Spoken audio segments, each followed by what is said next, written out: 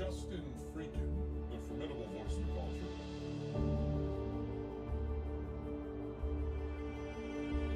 Hey Justin, are you trolling?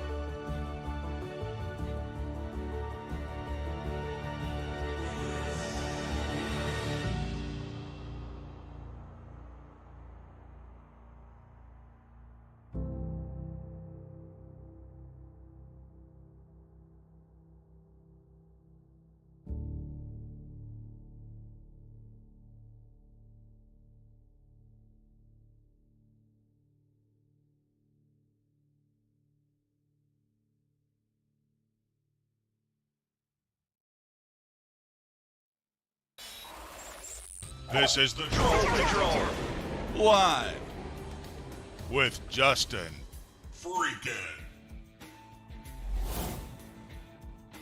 You are not going to believe what just happened to me. I always shut down the computer and restart and everything before the stream. So whatever I was listening to, I turned off about 10, 15 till. Completely quiet in here. From the other room, I hear these bells, almost like jingle bells. And then I hear the notes of this song I haven't heard in years because I avoid retail spaces like the plague. And I said, "Is that Mariah Carey?" Curious are in there in the other room, got her Christmas tree in, is in the Christmas spirit. Exactly, that's what I'm saying. That's what I'm saying, Warlord. I have a Christmas playlist that you could listen to from now until Christmas and never get bored.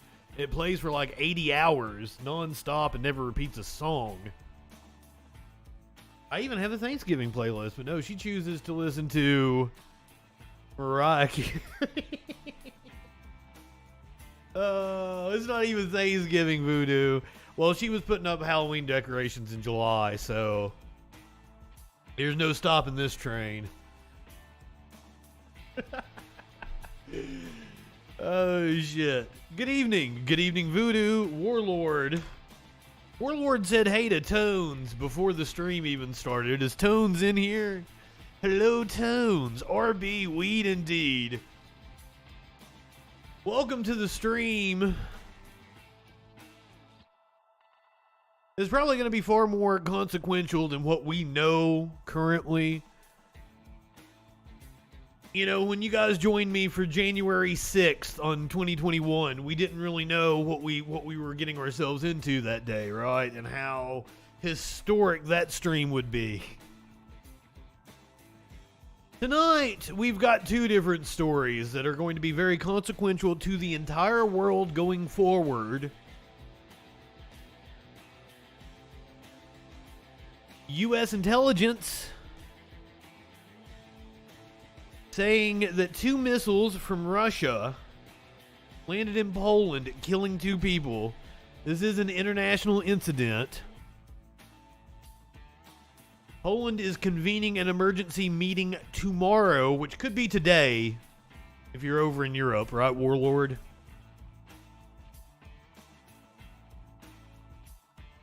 U.S. officials are saber-rattling NATO, issuing statements that they will come to the defense of NATO members. This is the scenario that we have all been hoping to avoid. And on top of that, at 9 o'clock, we're going to go live to Mar-a-Lago, where Donald Trump is going to announce his run for the presidency in 2024. And before we do that, we have some Trump-adjacent stories that we're going to talk about. And if we get the time, we may watch the 2015 announcement of his run for president. Relive the moment that he came down the golden escalator. Virtual rung. Good evening, my friend. You also, yeah, I see that you got the angry and the high and the original troll up there. You should have access to sad troll now. You should have access to sad troll, and man, it takes Twitch so long to approve emotes. If they don't instantly approve it, it takes weeks for them to approve emotes, but you should have 2 more emotes coming at you very, very soon. One that I'm super proud of, that I think you'll want to use on other channels for sure. Twitch is still lagging behind, and I've got a laughing troll. I've got a laughing troll emote that is coming at you. I tried to do a laughing troll before, and it didn't read. It didn't read. You couldn't see it on the screen. You know, clinically, good evening, my friend. Good evening. Funny you should say that, because we flip over to my notes. One of the last stories we have. Yeah, the chat lag, that's usually when I'm having issues with the internet. That was more of like an election night thing, I guess. For some reason, it just wanted to be a dick to me that night. Everything looking good, though. Everything looking good. Mox, good evening, my friend. Trump adjacent or Trump infected? That's a great question. Trump infected. I did point out in the Discord that my thumbnails for the YouTube, you can see that Trump is like a specter in the background of the news. But for tonight's thumbnail, he is no longer a specter. Live in living color. And I pointed Ron DeSantis looking at him like that on purpose. I tried to throw some Easter eggs in the thumbnails for the show. Tones is indeed here. Good evening, my friend. How are you? So glad to see you tonight. So that's what we're going to get into. We're going to talk about World War III. And then it's on to the Trump 2024 announcement. I'm going to give you a non-political meme for your meme of the day. Polite bear from Peru who wears a red hat and a duffel coat. That's a Paddington.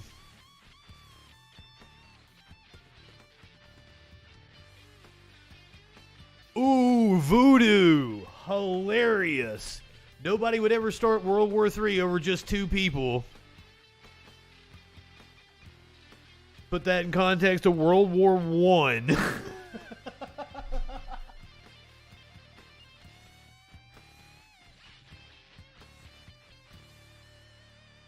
I'm drawing a blank now. What was it? The Romanov family. There we go. Trying to fucking remember my history. God damn it. Maybe I smoked too much pot.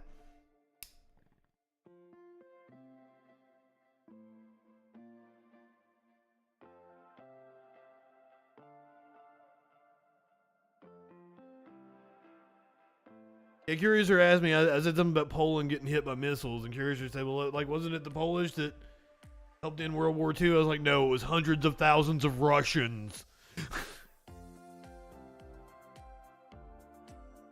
It was the fact that Russia didn't care to just send hundreds of thousands of people to die. Oh yeah, Archduke Ferdinand. It's all coming back to me now. It's all coming back to me, my World War I history.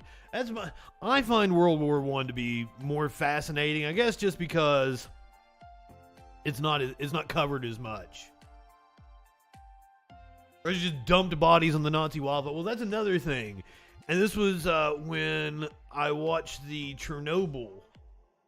I think this might have been something they mentioned in the podcast.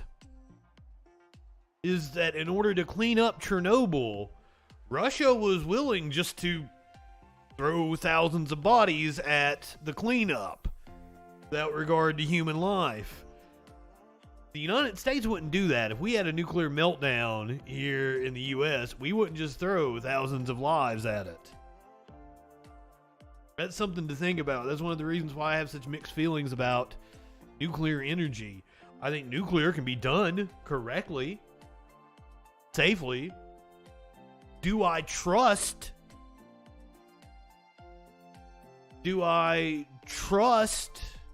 the U.S., a private entity in the U.S., to manage nuclear power properly? I don't. Mox, I like your optimism and the zero chance they're going to escalate over a misfire.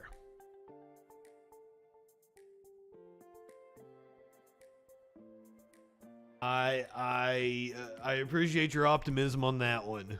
I'm not so sure. And I guess since we're talking about it, we'll go ahead and we'll get into it. We'll get I think I have a CBS News hit on it.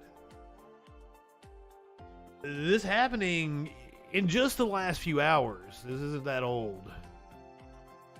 America does indeed like war. Ain't that the truth? And that's one of the reasons why we've been so quick to escalate in Ukraine.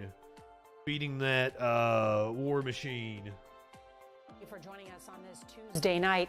Tonight, what could be a major escalation in Russia's war in Ukraine after two missiles crossed over the border into Poland, a NATO country, killing two people. Ukraine's President Zelensky says the war Sassy, good evening. must act.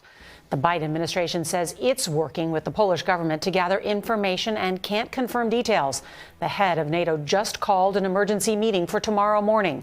Article 5 of the alliance states that any attack on one member is an attack on all of its members. The only time Article 5 has been invoked was in response to the September 11th attacks on the United States. And there's this news tonight. President Biden officially asking Congress for $37 billion in emergency aid for Ukraine. All this comes as Russia unleashed more than 90 airstrikes, primarily at Ukraine's energy facilities, causing widespread blackouts. CBS's Chris Livesay will start us off tonight from inside Ukraine. Good evening, Chris. Good evening, Nora. Poland has put its military on heightened readiness. It's a scenario we've always feared since Poland has a military? the war. What would happen if a nearby NATO ally were struck, either by accident or otherwise? We're about to find out. Tonight, in one of Russia's biggest missile strikes since the start of the war, 2 rockets landed outside Ukraine and in neighboring Poland, a NATO member, killing 2 civilians. It is unclear whether they were Russian rockets or Ukrainian air defense missiles. The blasts occurred roughly 7 Apparently, miles U.S. from the intelligence Ukraine is saying border it's at a Russian grain silo rockets. in the town of Przeworsk. Rockets. The Polish government held an emergency meeting, as did other nearby NATO countries, amid concerns about whether this could be considered an attack, triggering Article 5 of the NATO Charter. Бити ракетами по території НАТО. To fire missiles at NATO territory, this is a Russian missile attack on collective security, said Russian Ukrainian rockets? President Volodymyr Zelensky. This is a very significant escalation. We must act. In Ukraine, Russia fired more than 90 missiles around the country, most intercepted, others hitting residential buildings and plunging 10 million households into darkness after the electrical grid was targeted, Ukraine says. All of it believed to be an act of retaliation. 4 days ago, Moscow retreated from the critical city of Kherson. It's a double-edged sword, as one Ukrainian mayor tells me. Because it seems like every time there's a Ukrainian military victory, there's a retaliation against Ukrainian civilians. Sure, the act. Yes, and this has been talked about as it is a retreat for Russia to regroup yet again and launch another offensive. But we are seeing desertions inside of the Russian military. We are seeing people not being paid. That's not going to work out well for Russia. It's like, injured dog. So they try to bite everyone after they get hit. Russia has issued a statement denying it fired missiles near the Ukraine-Poland border and called it, quote, a deliberate provocation in order to escalate the situation. Nora? Chris Livesay, thank you. We're going to begin with the news, though. Breaking news overnight. Major result. It really didn't give me a chance to catch that. Oh, also, we did the news last night. For those of you who don't know, Arizona went to Katie Hobbs. They flipped the governorship in Arizona. NBC News now saying that the Republicans are on track to take control of the House by two seats, or I guess that'd be 3 seats. 218 to take control. 220 is what NBC News is projecting them to win at this moment, but that is still a swing of 3 seats. Those of you keeping up with the Lauren Boebert race, she is currently ahead, but just barely. In Colorado, we are supposed to be getting results sometime by the end of the week. They're saying maybe Friday. But it looks like that will trigger an automatic recount. In Colorado, it is less than 0.5% will trigger an automatic recount. So don't expect the results in that race anytime soon. And that one could end up being for control of Congress. Amazingly enough, Lauren Boebert is apparently taking some flack for comments she made about ousting Nancy Pelosi, despite the fact that she hasn't won her own race yet. Lauren Boebert, Republican is under fire for embarrassing tweet as she leads race by just 1,200 votes. Lauren Boebert has taken aim at Nancy Pelosi and called for the House Speaker's ousting. That's something I can agree with you on, Lauren. While her own future in politics continues to hang in the balance, Republicans are just 1 seat away from control of the House of Representatives, with the balance of power potentially hinging on the outcome of Miss Boebert's race. Miss Boebert's race is still too close to call and is unlikely that the outcome will be known until the end of the week at the soonest. California and New York, this was a weird thing to see play out. Apparently, the two states did not turn out Democratic voters in the size that they needed, because basically Democratic voters didn't feel as motivated about the abortion issue in those two incredibly blue states, and it's going to end up costing Democrats control of the House. Congratulations. California and New York, the two bluest states, are going to cost the Democrats control of the House of Representatives.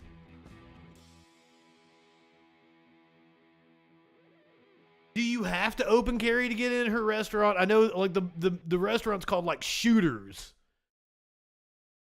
I didn't know you have to open carry in order to even get in. Hilarious. Dems do be losing all the fucking time. Ain't that the truth? Come on, man. See if we can get all through all this bullshit I got on the list before we get up to 9 o'clock. 9 o'clock. We will be going live to Mar-a-Lago. We're getting the announcement by former President Donald Trump that he will be making his third run for office. Apparently. Don't know that for a fact. We don't know that that's the announcement that he will be making at 9 o'clock. We just assume. As I said before, Kari Lake losing in Arizona, this despite all the willing into being and praying and hoping that right-wingers like Ali Alexander did to try to make sure that Kari Lake won. Even if Kari was going to lose, I would will it into existence. And I know that sounds kooky. Now, this was yesterday before we knew that Kari Lake did indeed lose. And I know that sounds crazy. But could be because it is, you stupid shit. Just don't catch me on a wild day. Pete Davidson one time got on my bad side. And honey, does Pete Davidson even know who the fuck you are? Isn't Pete Davidson like dating Emma Watson or something now? Like, Pete Davidson cares about Ali Alexander. Jesus. Pete Davidson one time got on my bad side and almost killed himself. So, was he trying to suck off his enormous cock? What? The point is that no one needs to believe you the first time. The point is you just need to tell them a first time. Do you understand this? This is Pete Davidson's dick is bigger than Ali Alexander. Oh. You're not going to believe me. It doesn't matter. The point is that no one needs to believe you the first time. The point is you just need to tell them a first time. Do you understand this? This is going to sound kooky for y'all on Cozy, but you guys don't understand the essence. On Cozy. I'm sorry to keep pausing this. Sir, it's going to sound kooky to the people on Cozy. I've been on Cozy. I can't imagine what in the world sounds kooky to people. Reality sounds kooky to people on Cozy, sir. As a conservative, it's getting harder and harder to not look like a kook. Oh, Mox, I am so. This is one of the biggest online conspiracy theorists. He's appeared on Alex Jones's InfoWars numerous times. He was intricately involved in January 6th. Let me get you the update on his. I believe he pled out and turned. Like, I believe he was a state's witness in January 6th. That's the reason why he is sitting there behind a microphone. What if I told you that all of us are capable of traveling? Well, not all of us, because you're not smart enough, but what if I told you that there are a lot of people capable of time traveling? They just don't know it. What if I told you that time traveling is easier than you think? It requires a lot of discipline and no machines. What if I told you that the reason why the New World Order wants you to focus on fiction stories about machines is they don't want you to know that everyone has access to time travel. Then what if I told you that the way that those of us fight. Ali Alexander, that's who you're watching right now, the conservative activist behind the Stop the Steal movement, appeared Friday before a federal grand jury investigating the January 6th attack on the U.S. Capitol. This was back in June. This was back in June. This is the end of June. Alexander provided nearly 3 hours of testimony to one of the grand juries impaneled in the U.S. District Court in Washington, D.C. as part of the Department of Justice's criminal probe into the events of January 6th. This is according to Alexander's attorney. The appearance came 6 months after Alexander testified before the House committee investigating January 6th. Alexander said that several months ago he received a grand jury subpoena from the U.S. Attorney's Office. I was assured that I was not a target, but a fact witness, Alexander said in a statement. I provided the documents requested and suggested they obtain my full transcript of my testimony from the January 6th committee. They responded then that they cannot obtain those transcripts due to separation of powers, and thus they needed me to repeat my testimony here today.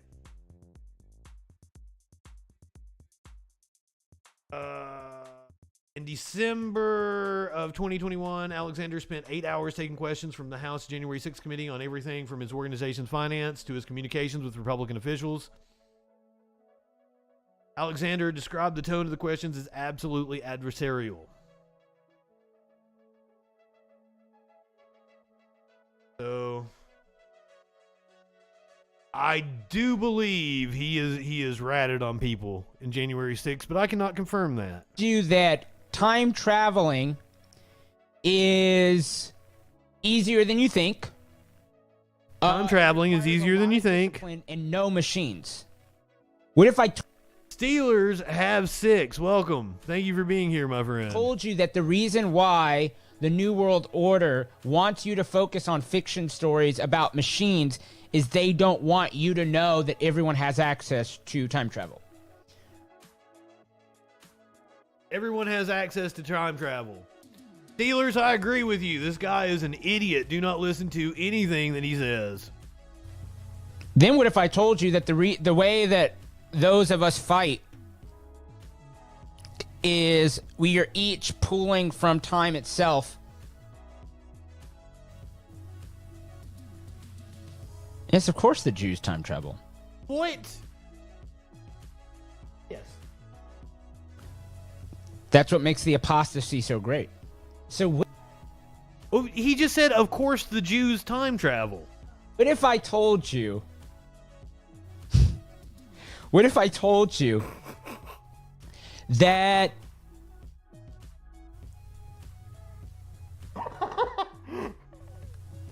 Did I pause him? I didn't mean to. I didn't pause him. That was just a long pregnant pause. I didn't pause the video. I could prove that I've time traveled before. I can prove that I've time traveled before. He said, of course the Jews time travel. I guess now I need to touch on the fact that I watched the Dave Chappelle monologue from SNL. One, Dave Chappelle made a hilarious joke in that fucking killed me. The overall tone of his monologue was like a little like, I mean, I see what you were doing there, man, but boy, were you giving credence to a lot of fucking conspiracy bullshit. But the funniest thing he said, because he was making fun of Kanye.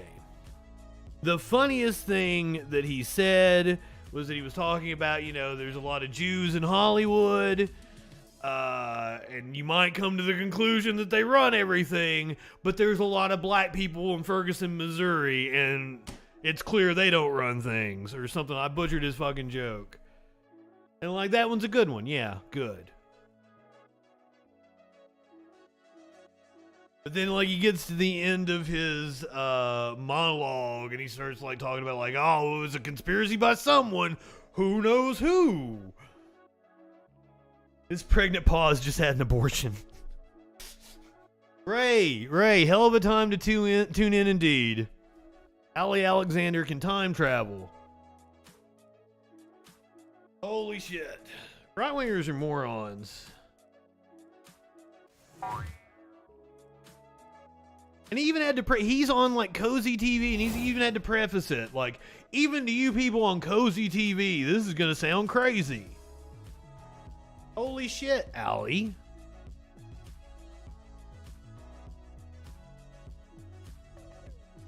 Unfortunately, I was wrong about something.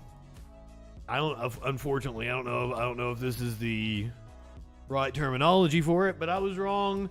The battle for the speakership on the Republican side wasn't as tenuous as I thought it would be. But once again, it looks like the Republicans will indeed take control of the House. Could possibly theoretically still go to the Democrats, but looking more than likely that the Republicans will take control of the House by 2 or 3 seats.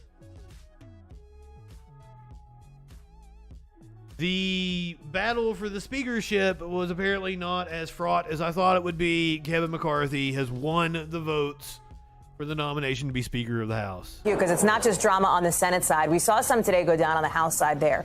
Yeah. We've long known that Kevin McCarthy has his eye on the House speakership if Republicans take back the House. And let me just, by the way, the other huge news, like we still haven't even called the balance of power in the House of Representatives here at NBC News, right? We think Republicans have the math, it seems. I get this is a super confusing graphic. The bottom line is Republicans only need a few more seats to be able to officially have control of the House of Representatives.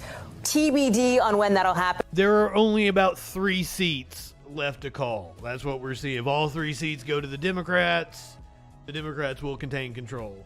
And we think like not too long at this point. But Kevin McCarthy was challenged. He had his own internal challenger on the House side. He got something like 188 votes of support, which like sounds good. And so you think about the fact he's going to need 218 to actually become the speaker when the real vote, not just the symbolic vote, happens in January. Yeah, and January is a long ways away, Hallie, especially in political time. So Kevin McCarthy, what we see in that vote is the fact that he's going to need to do some dealing among the members of his conference to actually get to that requisite 218 number. And today really is the story of bad blood within these parties, not just because it's a Taylor Swift concert buying day, but also because that's been the story of the Republican Party reckoning with itself right now, frankly. Taylor Swift concert buying day. What did she mean by that? Did Taylor Swift tickets go on sale today? And did the Republican Party buy a lot of them? Did I miss something? What the fuck? The fact that they are looking at a House election that a week out has not yet been called. Ma'am, this isn't the beat with Ari Melber. There are many within this conference that are huddled right now, 3 hours in, right next door to me, talking about who the right person is to lead them and what the right messaging is to actually move forward. They are acting as if they have already won the majority. It makes sense as to why that. Well, good on AOC. Is our projection as to what's going on here. But at the same time, the fact that these leadership elections do not show conclusively that McCarthy has coalesced the party around him does represent, again, the ideological divides within the Republican conference. And there are going to be consequences to that. When you have majorities, they're as slim as the one that is likely on your screen. That means that this is going to be a perpetual balancing act. We have watched the way that Pelosi has operated with a matter of 6 or 8 seats over the course of these last 2 years.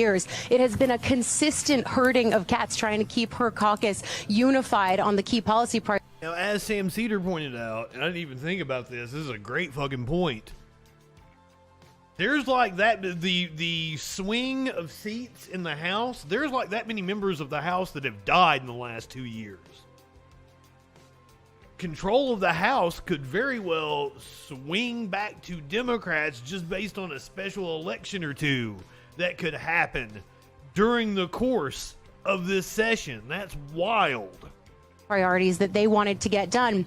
Now we're going to watch Kevin McCarthy most likely end up doing that over the course of the next 2 years himself. But I think it's really important that you reference Dianne Feinstein about to die any day now, but she's in the Senate. We're going to see him build upon as they move closer to January. He needs to hit that magic. Well, we're not going to get that lucky. Her and Henry Kissinger are going to outlive us all. How powerful he is right now, the number that he got today. Now we have to see him actually hit that number come January. That sounds horrible of me to say. We're not that lucky that a person could die. Also, last night I was talking about me misspeaking. I know this is a random thought just to have as we're in the middle of the news. I was talking about myself misspeaking and said that I said malevolent in my clip about Mortal Kombat, and I actually mean benevolent. I went back and watched that clip last night. I did not say malevolent. I said that he was God, now the word escapes me. But I used the correct word. And I had lost sleep over saying the wrong word. Malignant. Yeah, no, it wasn't malignant. Magnanimous. I said that he was magnanimous. And that is exactly what I meant.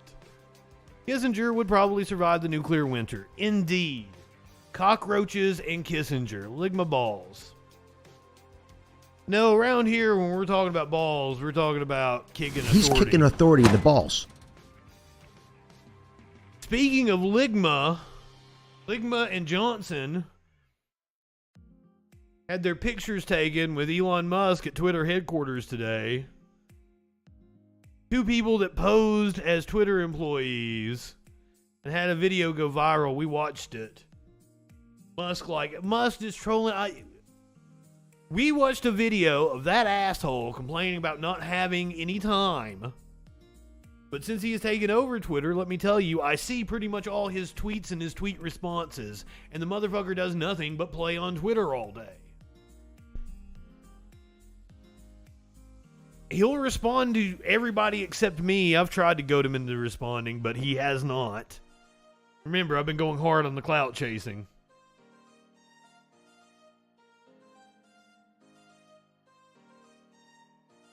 At the bottom, I'm sorry, not the bottom. At the top of the hour, at 9 o'clock. Top of the hour, we will be going live to Mar-a-Lago. We're going live to Mar-a-Lago for Donald Trump's announcement that he will yet again be running for the presidency. Psycho-fap. Psycho-fap, I have been taking bong rips, but it's not enough. Yeah, he responded to Libs of TikTok. I saw that one as well. Or Mr. Ball. Is Mr. Balls in here? I've not seen Mr. Balls tonight. He'll be along at some point in time, I would say. If I had to guess. Hopefully he'll get here in time for Donald Trump's announcement.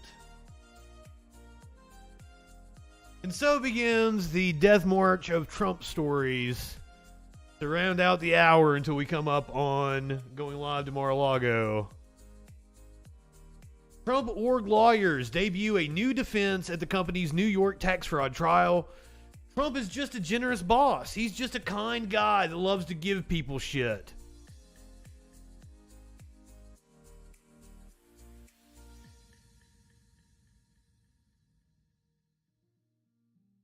Lawyers for Donald Trump's real estate empire debuted a new defense at the company's Manhattan tax fraud trial on Tuesday. Trump is just a generous boss. Tuition checks signed by Trump or his son Eric, perhaps the prosecution's best evidence linking the worst examples from 15 years of payroll tax fraud to the very top of the company, were not part of any scheme, jurors were told. Instead, the checks were actually just gifts, the trial's second prosecution witness told jurors. You understood that to be a gift from Mr. Trump to Mr. Weisselberg. Defense lawyer Michael Vander Veen asked the witness, if that name sounds familiar, I do believe he was part of one of the impeachments, the second impeachment. Asked the witness, referring to Alan Weisselberg, the company's ex-CFO. Objection, prosecutor Joshua Steinglass said, interrupting the witness. Deborah Taransoff, the Trump organization's accounts payable supervisor. Judge overruled the objection. Yes, Tarasoff answered. The Trump organization's two top financial executives admittedly dodged income taxes for 15 years. Trump's company, though not Trump himself, is on trial in New York Supreme Court, fighting charges it was in on the scheme. The company's two top money men, Weisselberg, the ex-CFO, and Jeffrey McConney, the controller, have already admitted that they illegally took big chunks of their pay each year in the form of tax-free perks, such as luxury cars and rent-free apartments. The pricey perks, a total of $1.76 million worth for Weisselberg alone was recorded in company ledgers as executive compensation, yet never showed up on company W-2 forms. But while company cars and apartments could arguably be legitimate employee fringe benefits, it was hard to make that argument for a perk like tuition for Weisselberg's 2 grandchildren.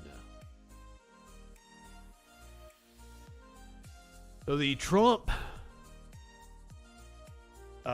trial against his organization continues in New York after it was delayed by one of the witnesses having COVID.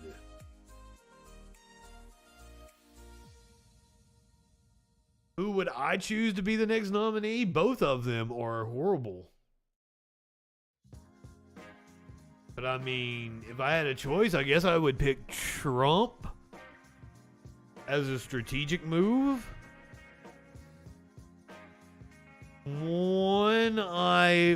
Trump proved to be highly ineffective at governing. That's comforting. I think Ron DeSantis is far more competent.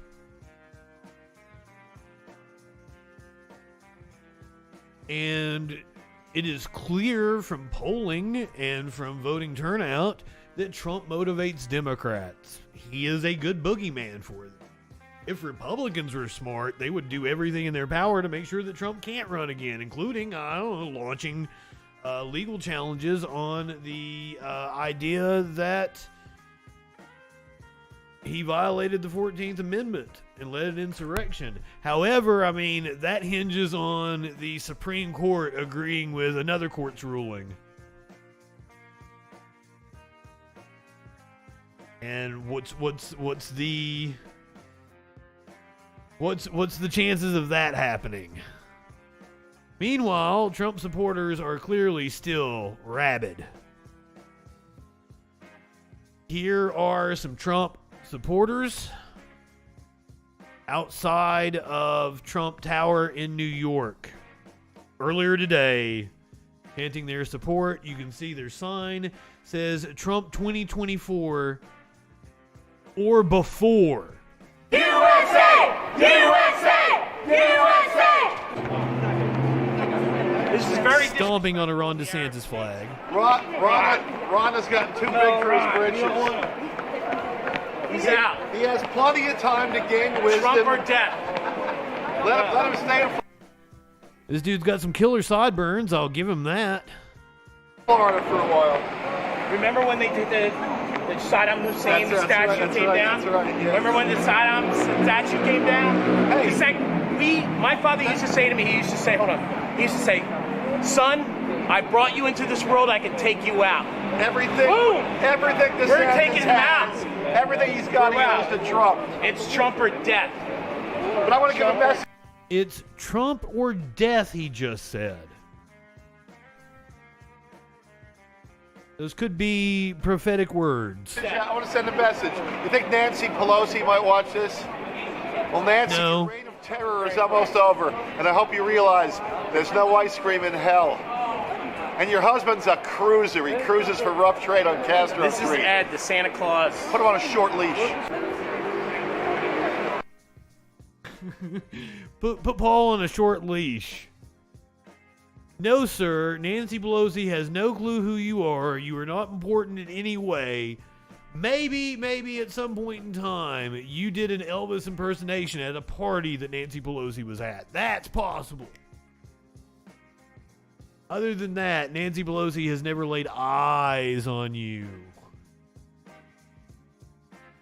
Let's hear from Ron DeSantis. Apparently, he gave comments about Trump earlier today. You saw the flag being stomped on. There's clearly a war being fought inside the Republican Party.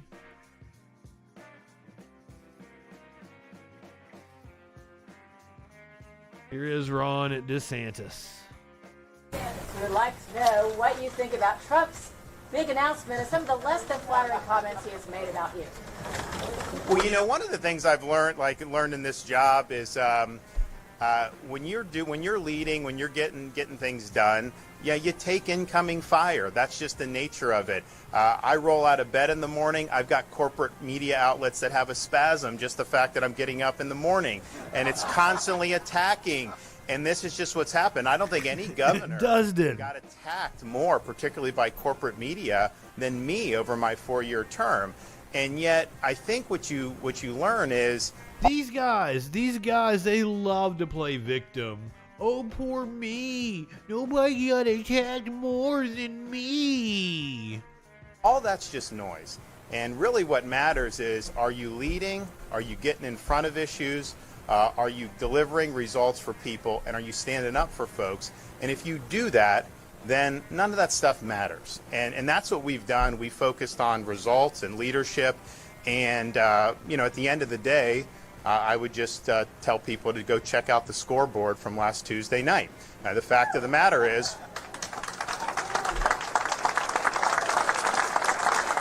oh, he totally thinks he's hot shit. Maybe the guys we just watched were right, and he is too big for his britches. It was the greatest Republican victory in the history of the state of Florida. And it wasn't just the best governor victory. Oh, I did that, Mox. But we swept in super majorities in the Florida legislature. We have 85 Republicans out of 120 in our state house. We've never had that many before. We have 28 senators out of 40 that are Republicans. Never had that many. And honestly, they could have had 29 if they would have done the Osceola one. We won Osceola County at the top of the ticket, and I think we probably could have done that.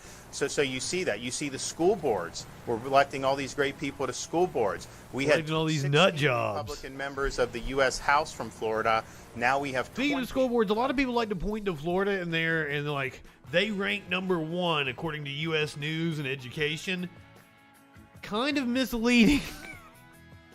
They rank #1 in higher education. They rank middle of the pack for grade school education.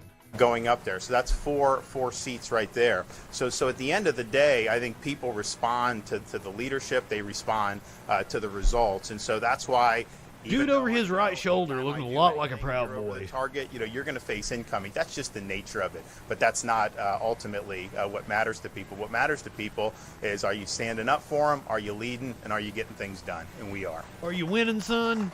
Yes.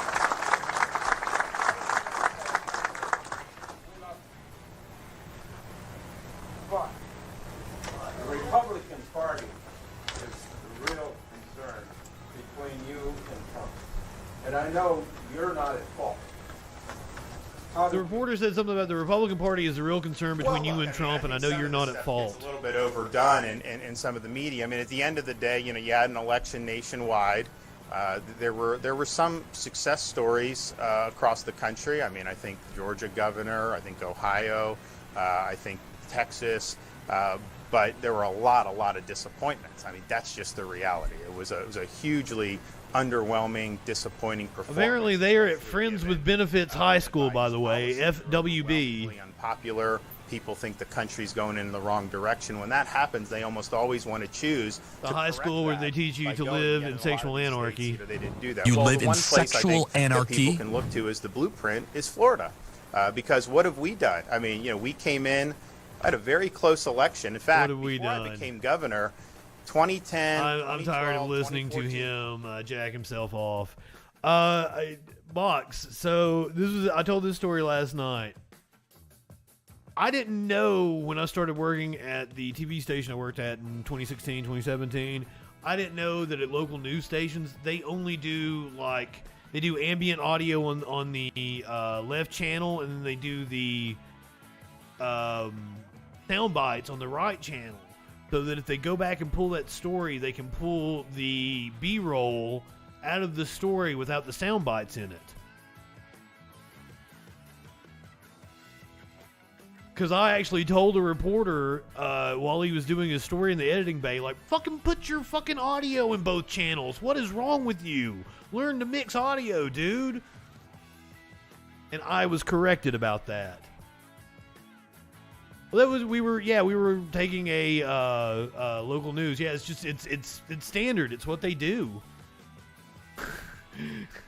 I don't know why now, because that makes sense back in the day, but like,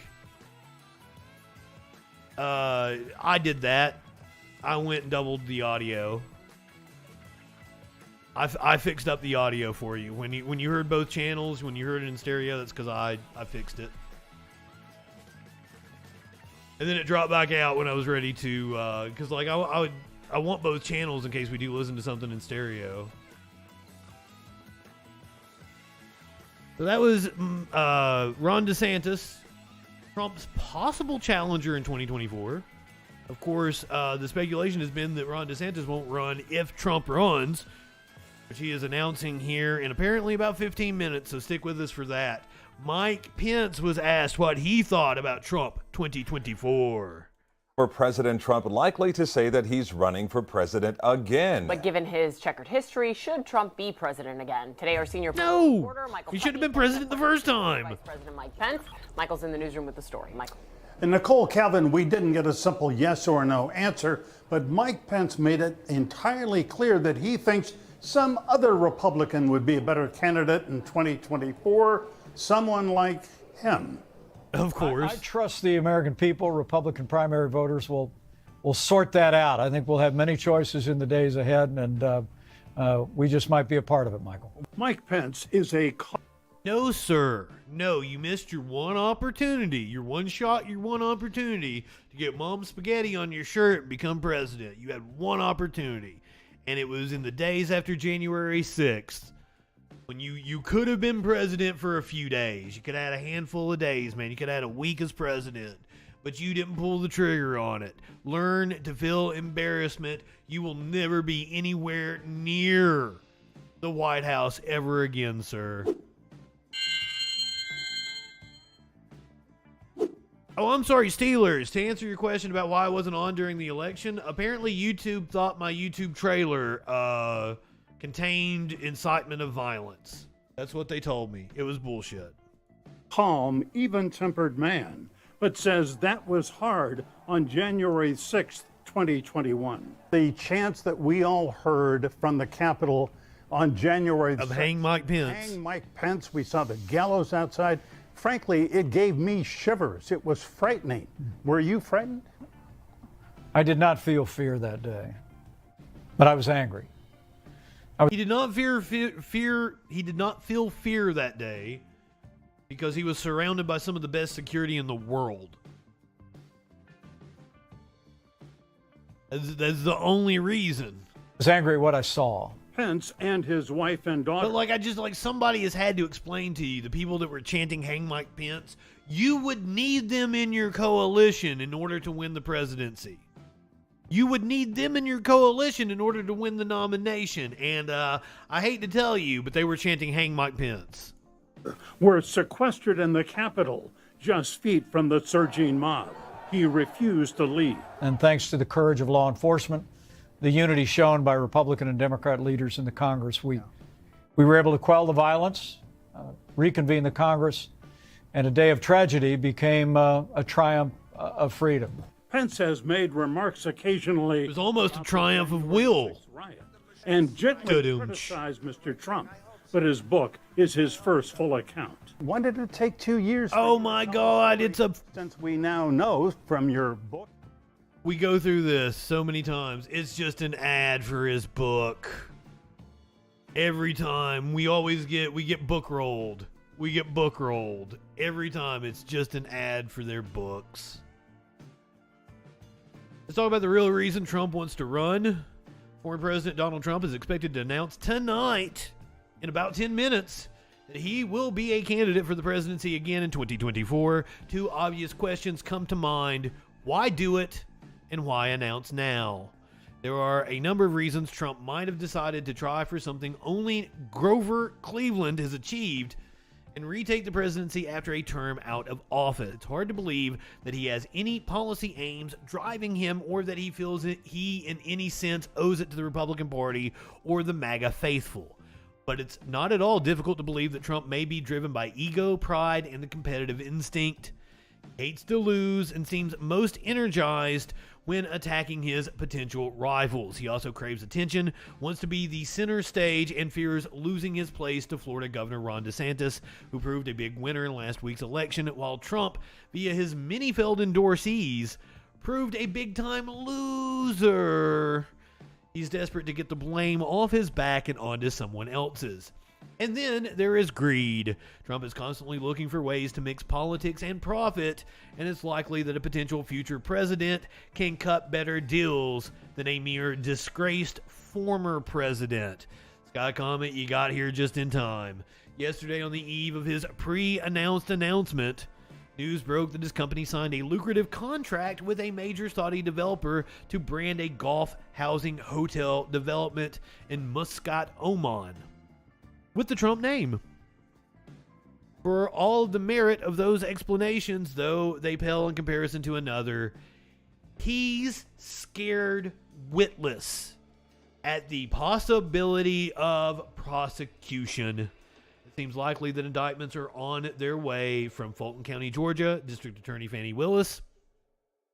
This is about the interference in Georgia's 2020 election results, and from Attorney General Merrick Garland over Trump's purloined national security secrets taken to Mar-a-Lago. Purloined. Let's look that one up. Past tense, purloined. Past participle of purloined. He must have managed to purloin a copy of the key. To steal something.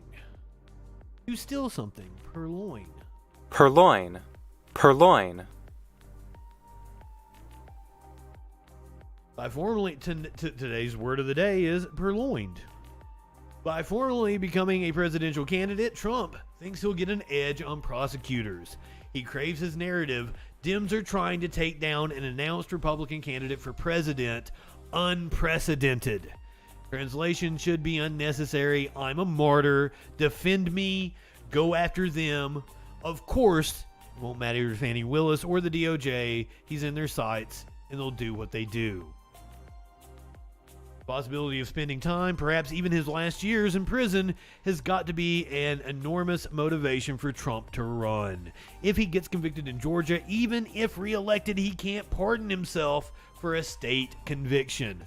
Only the State Board of Pardons and Paroles has that authority in Georgia, and guess who appoints its 5 members and who they might want to please? Governor Brian Kemp, with whom Trump has had a long simmering feud over Kemp certifying Joe Biden's 2020 win in Georgia.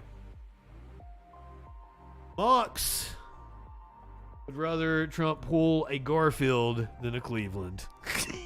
Good one. All right. To prep you, to lube you up for what we're getting ready to watch.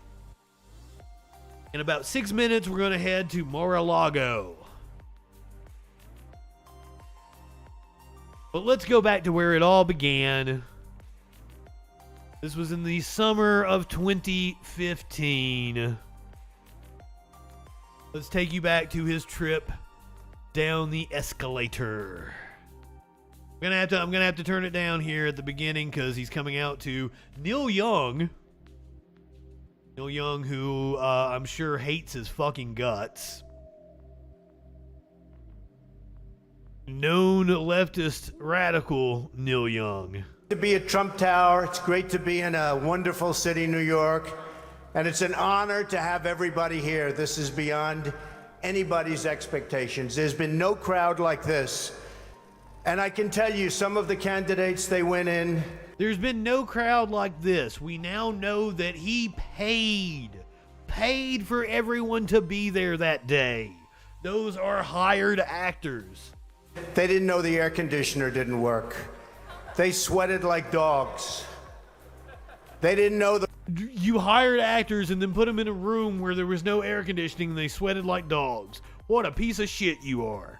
The room was too big because they didn't have anybody there. How are they going to beat ISIS? I don't think it's going to happen. Oh, maybe he wasn't talking about his paid actors. I don't even know what the fuck he was talking about. I was thinking we would see they're bringing rapists, they're bringing drugs, and some of them are fine people. That's that speech. That's what kicked it off. Granted, Trump had been flirting with running since back in the 80s. Since back in the 80s, Trump had been flirting with running for president, so that wasn't what started it all, but that was the announcement in 2015. When we come back from the other side of the break, we got some other things we're going to talk about. A Republican who says that the GOP might have a messaging problem. This is, of course, after she called for more gallows. We're going to talk about a failed Hunter Biden interview. We might go to the courtroom where one of the victims' families ripped into Darrell Brooks, the Waukesha Parade killer. Plus, we got a story of a man calling the cops on a 9-year-old. 8 billion people are here on Earth, and an elephant decides to interrupt a news report. But of course, what you all came for, what we're getting ready to carry live, is we are going to go to Mar-a-Lago for Donald Trump's supposed announcement that he will be running for president in 2024. All that and more on the other side of the break here on the Troll Patrol Live.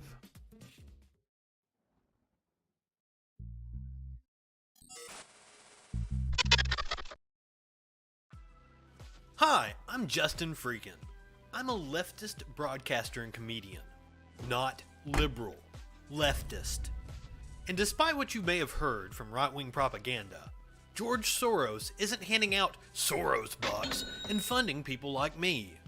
There are no Koch brothers, Mercers, or any number of right-wing think tanks funding content on the left side of the spectrum the way they fund people like Ben Shapiro, Dave Rubin, and Dennis Prager.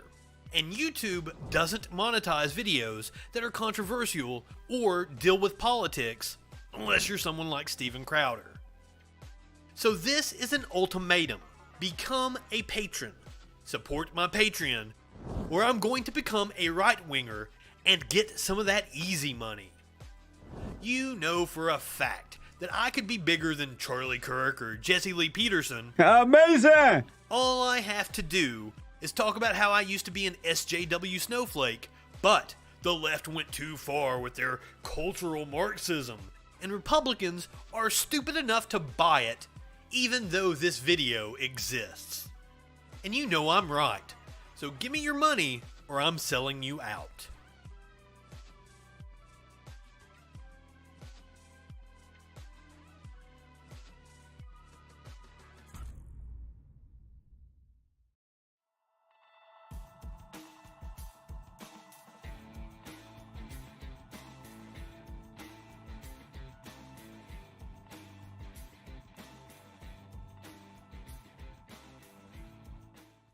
We live in turbulent times.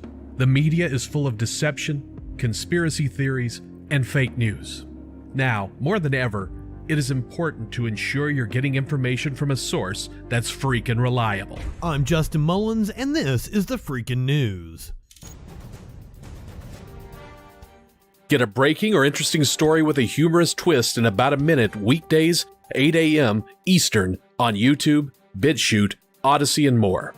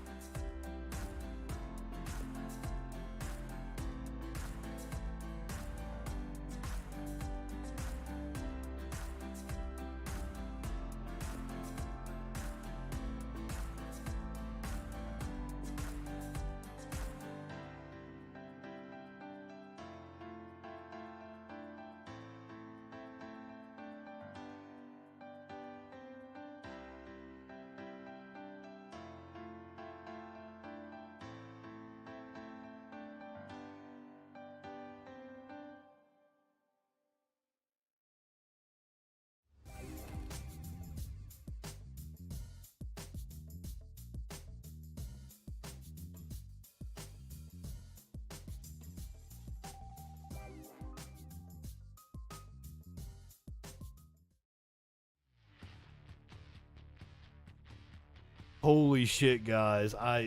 It's leveled off now. I can't show it to you anymore, but over here on Rumble, that's where my camera is.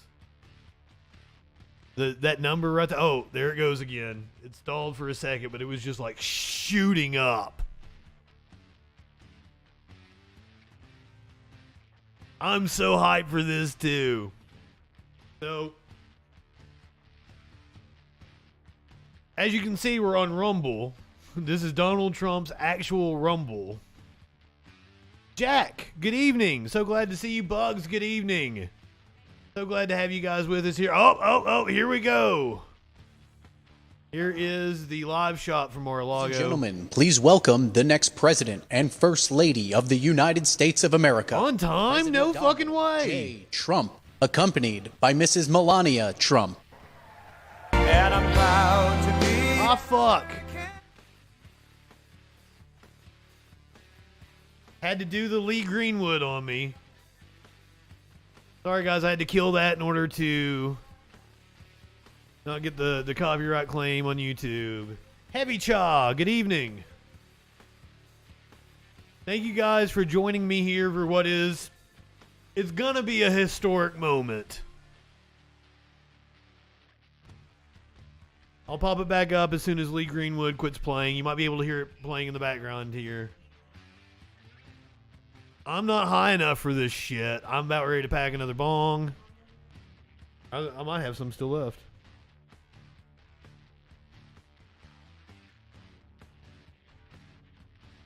I mean, he's not going to be president again. It is such a slim fucking chance.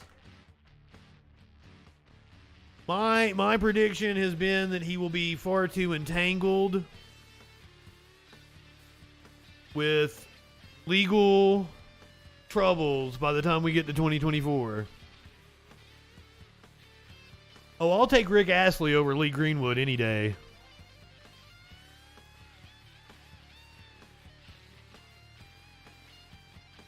So this is Trump's channel on Rumble. I'll give you guys audio just as soon as we get through Lee Greenwood here. Media Winch, Sassy, Jack, so glad to have all of you.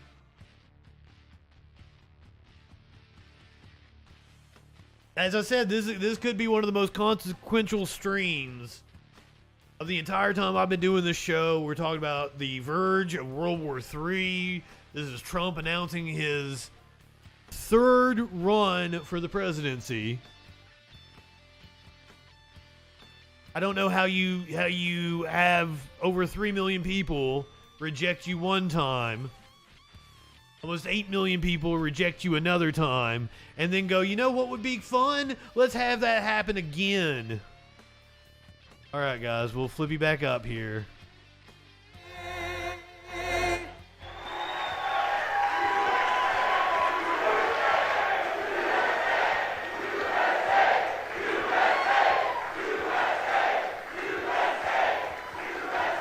Well, thank you very much. And on behalf of Melania, myself, and our entire family, I want to thank you all for being here tonight. It's a very special occasion at a very special place.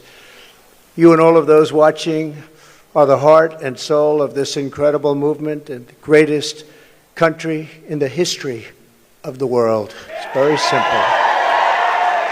There has never been anything Voodoo, that is a like it.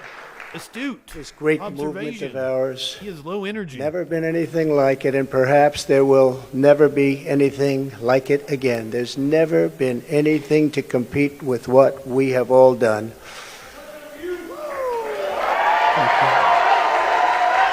Ladies and gentlemen, thank you for the resub.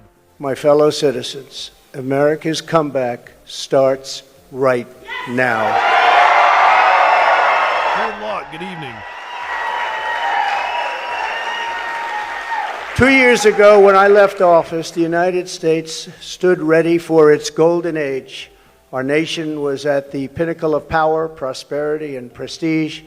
When he left office in January of 2021, vanquishing all enemies and striding into the future, confident and so strong. In 4 short years, everybody was doing great. Men, women, African Americans, Asian Americans, Hispanic Americans. Everybody was thriving like never before.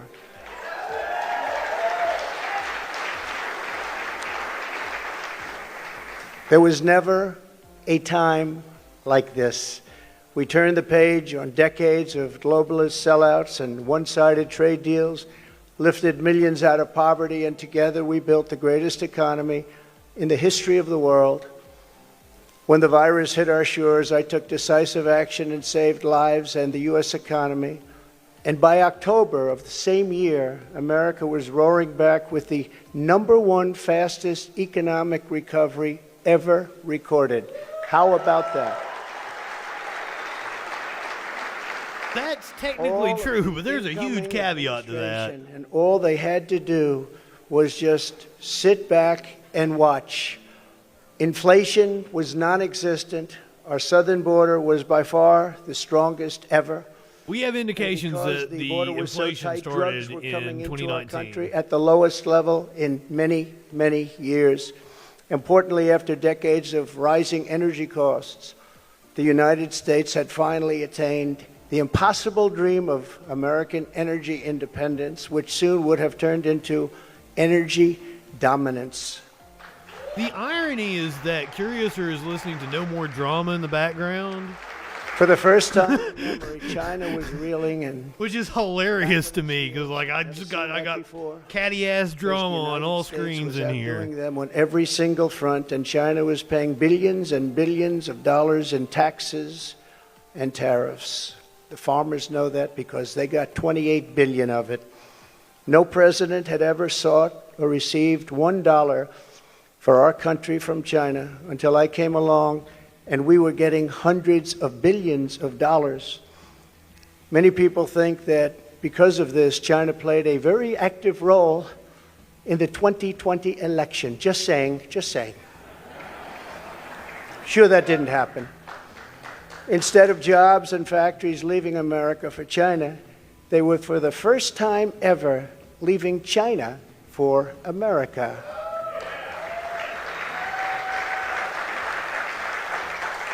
Businesses were pouring back because of our historic tax and regulation cuts, the biggest in both categories in history, bigger even than what Ronald Reagan was able to produce, and he produced a lot. Apparently he and Melania are really on the rocks right now. Russia, Iran, and North Korea were in check and respected. They respected the United States, and quite honestly, they respected me. I knew them well. I knew them well. The vicious dictator respected me. That's not the no selling point you president think was it able to is. conquer was decimated by me and our great warriors in less than 3 weeks, and al-Baghdadi, its founder, was hunted down and killed. North Korea had not launched a single long-range missile since my summit with Chairman. Now she's listening to Smooth Kim Jong-un, Criminal, like fucking nearly 3 years like before we prophetic developed the songs as I'm watching relationship. Trump speak. And that's a good thing, not a bad thing. It's a good thing. Very good thing, actually. Because look at what's happening today. My opponents made me out to be a warmonger and just a terrible person who would immediately go into war. They said during the 2016 campaign that if he becomes don't leave us, RB. there will never be a war within weeks. And we will have wars like you've never seen before. It will happen immediately. And yet, I've gone decades without a war, the first president to do it for that long a period.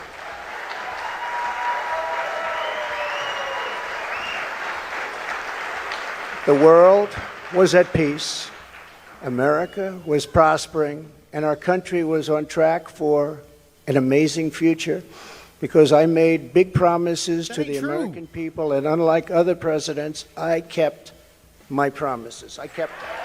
The world was at peace indeed. I need to switch the camera again, maybe, because I need to be point to him and pointing the other way. Apparently, this is scheduled for about 30 minutes. He drinks water so funny.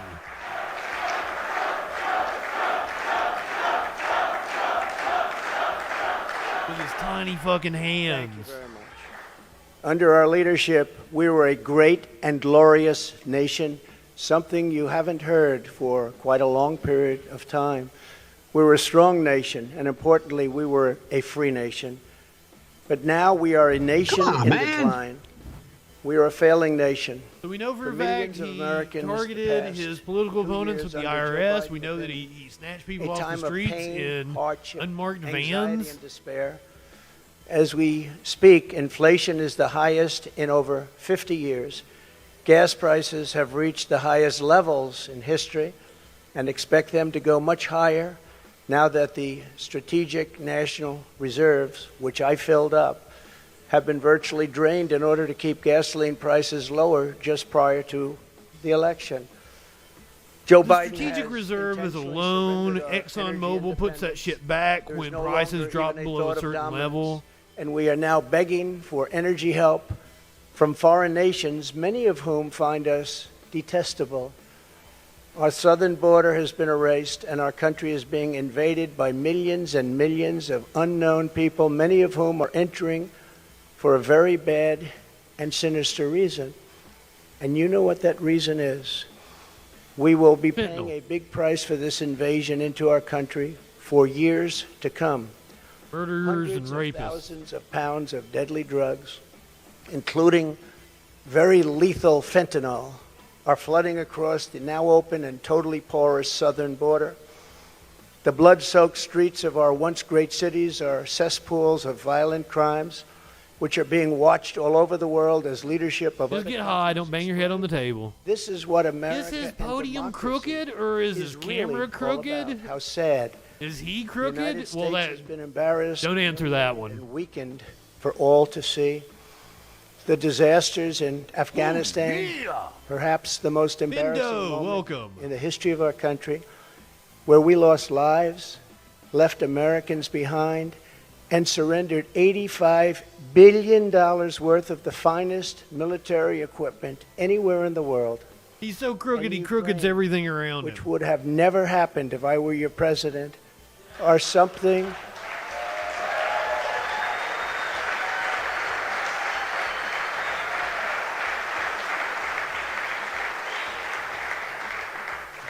Maybe it's just the flags are Even crooked. The Democrats admit that.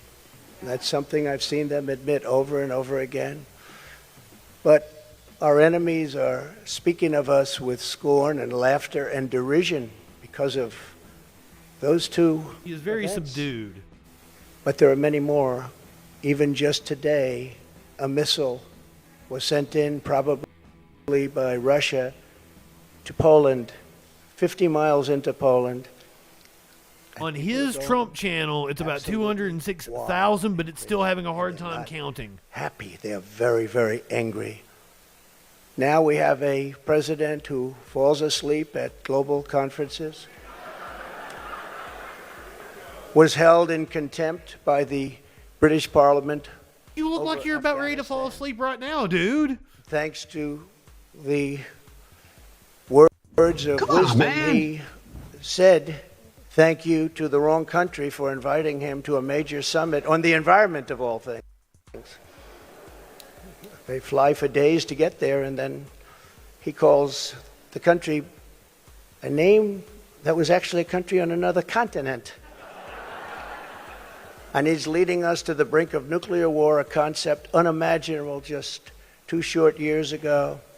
You cannot mention the nuclear word. It's too devastating. The Green New Deal and the environment, which they say jacked may up is affect the way us I'd describe in it. 300 years, is all that is talked about, and yet nuclear weapons, which would destroy the world immediately, are never even discussed as a major threat. Can you imagine? They say the ocean will rise 1/8 of an inch over the next 200 to 300 years. But don't worry about nuclear weapons that can take out entire countries with one shot. Isn't he banned on Facebook? Something is wrong with their thinking. Under Biden and the radical Democrats, America has been mocked, derided, and brought to its knees, perhaps like never before. This But we are here motherfucker wants to tonight talk to about somebody declare else getting mocked. It does not have to be God this way. damn. It does not have to be this way.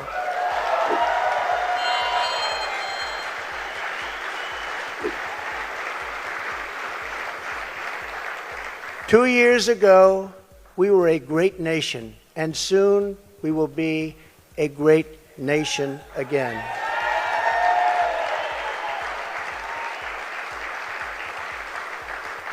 The decline of America is being forced upon us by Biden and the radical left lunatics running our government right into the ground. This decline is not a fate we must accept. When given the choice, boldly, clearly, and directly, I believe the American people will overwhelmingly reject the left's platform of national ruin, and they will embrace our platform of national greatness and no, he's glory probably going to save it to for the America. end and be like, and that's why I'm running for president in 2024. That should be like his last line.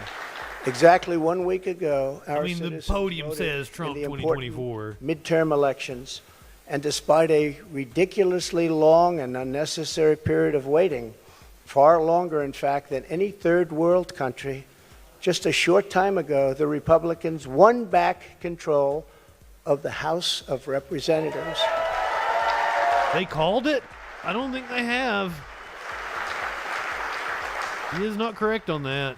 And it was with a great Trump-endorsed candidate, Congressman-elect Kevin Kiley, who is a fantastic person, and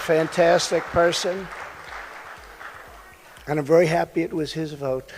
Not high enough for this So we shit. now won back. This happened just an hour ago. Much criticism is being placed on the fact that the Republican Party should have done better, and frankly, much of this blame is correct. But the citizens of our country have not yet realized the full extent and gravity of the pain our nation is going through, and the total effect of the suffering is just starting to take hold. They don't quite feel it yet, but they will very soon. I have no doubt that by 2024, it will sadly be much worse, and they will see much more clearly what happened and It was very what bright is in that happening room. to our country, and the voting will be much different. 2024.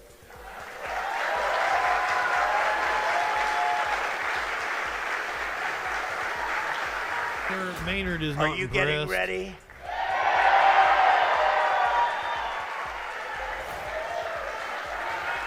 And I am too. I am too. Maynard is not impressed. I do want to point out that in the midterms, my endorsement success rate was 232 wins and only 22 losses. You don't hear that from the media. And this is an elegant night and an elegant place. Elegant is a word that has never been used to describe you, sir. So we're going to keep it very elegant. But you don't hear that from the media. But I think you will, because people are starting to see what happened. That's some score. And in the primaries was 98.6%. But they were still trying to blame me. And the reason for the success and that unprecedented success rate is that the Trump administration changed our nation. 98.6 is the internal body securing the temperature. border, with the strongest, safest border The ever. average internal body temperature. On Islamic terrorism, we had practically just about, not that I can think of, no I love my Islamic chat. I love my Discord. terrorist attacks during the Trump You guys administration. are the best. And in fact, we got along very well with the various countries, including coming up with the Abraham Accords. That's a great thing, the Abraham Accords. But it's The because of normalization cutting of relations taxes and cutting with regulations the UAE and Jordan was the other one, I think. and on building the greatest so they could economy. sell them weapons. Any time in the history of the world, there's never been an economy like we had just 2 years ago. Despite the outcome in the Senate, we cannot lose hope. And we must all work very hard for a gentleman and a great person named Herschel Walker, a fabulous human being who loves our country and will be a great United States Senator. Herschel Walker, get out and vote for Herschel, and he deserves. I like what Dave Chappelle said during his monologue about Herschel incredible Walker. athlete. He'll be Like, an you even look better at him and you can tell he's unintelligent. Herschel Walker. We elected a group of incredibly talented America First leaders who will be stars of our party for many years to come. In the popular vote, another thing that's not discussed for the House, we must remember that Republicans won 5 million more votes, the largest margin in many, many years, over the Democrats. 5 million more votes. That's a big thing. Breaking the radical Democrats' grip on Congress was crucial. So, in other words, Republicans received 5 million more votes than Democrats. Great congressmen and all of our great congressmen and congresswomen, we have taken over Congress. Nancy Pelosi has been fired. Isn't that nice? I mean, if we're talking about, like, you know, the overall number. But no, like, as far as I know, like, Wisconsin, more people voted for Democrats in Wisconsin than voted for Republicans. I said, if you just keep a little bit lower Yet standard. Democrats only had like 30% of the House in Wisconsin. Let's win by 40 seats. Let's win by 50. I said, usually far more people vote Democratic than vote Republican. But she's on her way to another country. Oh, that's right. We did this. Okay, so I think it might. Mox, you're the one. I'm always crediting you with shit. Have known that might have been the one to point this out was that, not like, the end. if you exclude people who consider themselves independent, who overwhelmingly voted for Democrats in the election, and it's then yeah, more people voted Republican I don't want to be just registered Democrats. American dream. That was not good what he did. There are a lot of bad things, like going to Idaho and saying, welcome that's to the state of I would almost guarantee that's what they're talking about. Like, there was more registered Republicans voted than registered Democrats. Announcing my candidacy for that's probably the number. President of the United States. There it is.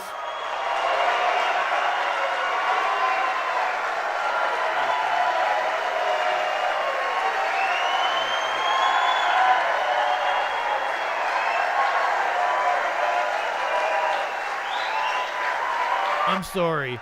Thank you, Chris. Thank you. Dream.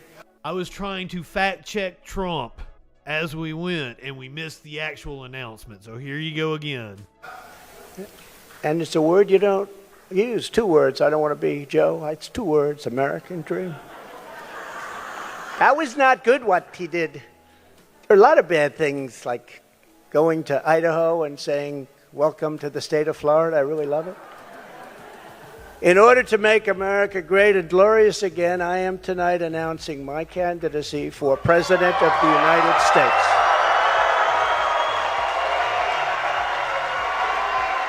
I gotta tell you, that was a really shitty build-up to the announcement.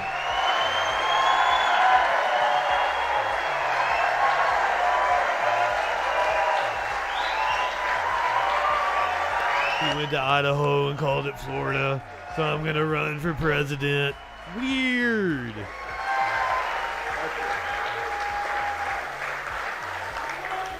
So the word is that DeSantis isn't going to run if Trump is running. Which some people say, how do you speak before so many people all the time? When there's love in the room, it's really easy, if you want to know the truth. It really is. Yeah, there's a lot of love in that room, You ought I'm to sure. try it sometime. Fucking shit. Together we will be taking on the most corrupt forces and entrenched interests imaginable. Our country is in a horrible state. We're in grave trouble. This is not a task for a politician or a conventional candidate. This is a task for a great movement that embodies the courage, confidence, and the spirit of the American people. This is a movement. This is not for any one individual. This is a job for tens of millions of proud people working together from all across the land and from all walks of life, young and old, black and white, Hispanic. It was very low energy. We have brought together for the very, very first time. If you look the thought process is that DeSantis has plenty of time. He can run in 2028. He can run in just look at what's happening. 2032. Party that has become much bigger, much and that stronger, makes perfect sense. Much more However, powerful, as I have always known politics, this is a job for there's only a window of opportunity. Construction workers, If you do firefighters, not strike builders, when the iron teachers, is hot, doctors, and farmers who cannot stay quiet any longer. You don't stand a chance any longer. You're angry about what's happening to our other than Joe Biden, who just stuck around long enough. It's a job for every aspiring young person and every hard-working parent, for every entrepreneur. No, I don't see Ben Shapiro running for underappreciated president. police Now, Tucker officer who is Carlson. ready to shout That's for a different safety in story. America. The police are being Member of the treated Daily so Wire, badly. maybe one day. These are great people. They can straighten out the crime. They're the ones that If know Ben how to Shapiro do it. We have were to to give run, them it would their definitely be respect like and some their sort of dignity. promotional ploy for the Daily Wire as opposed to an actual run. But Trump was originally supposed This to be will some not kind of be my promotional ploy. campaign. This will be our campaign all together.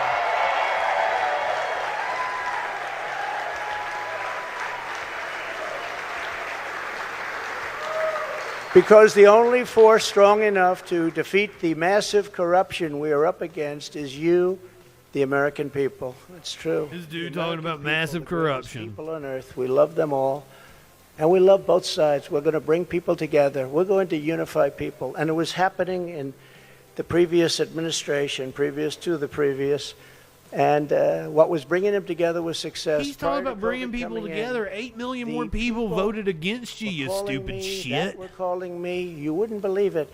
People that were so far left, I figured they'd never speak to me, and I would never speak to them. What, But Jimmy our Dore? success was so incredible, like never before.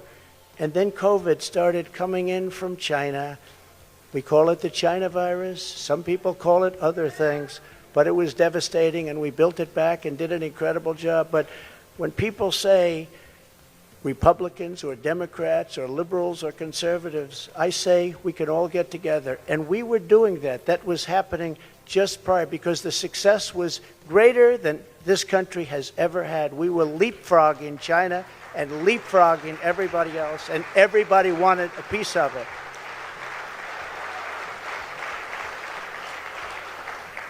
But Nobody just wanted as any I of your promised cake, in sir. 2016, I am your voice. I am your voice.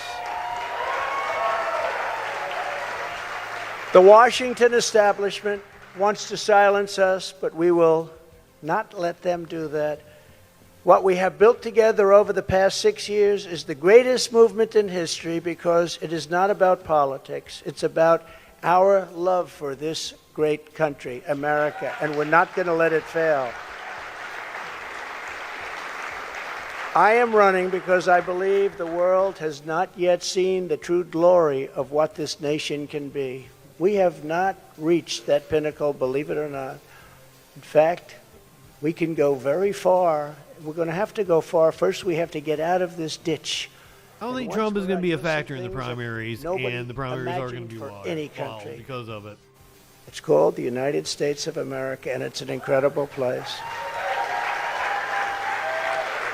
We are Americans, and we do not have to endure what has taken place in Washington, D.C.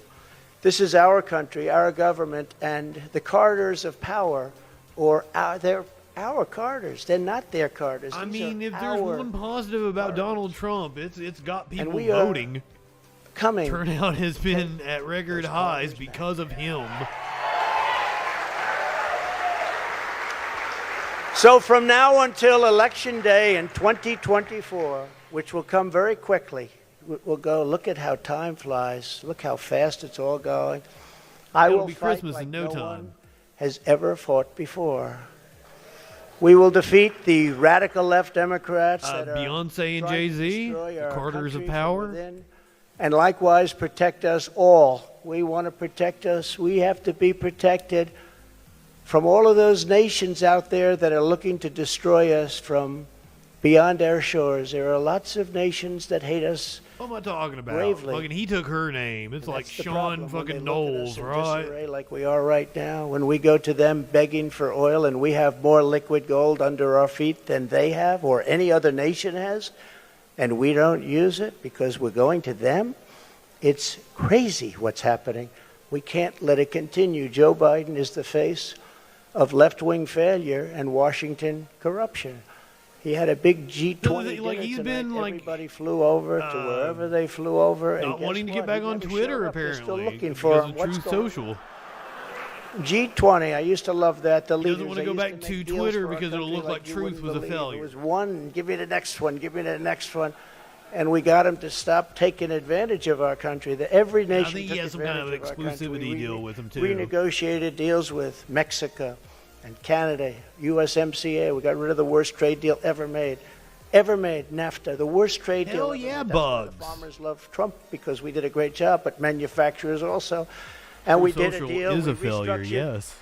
We restructured our terrible deal with terrible. Now, I think deal that with changes. Japan. Like the campaign is going to have a Twitter. Prime Minister I'm Abe, a pretty great certain. man who, unfortunately, is so sad. He was a great friend of mine, but a great man, loved his country so much. But we restructured and made it a really terrific deal, and with South Korea and so many other countries. And the best of all was what we did to China.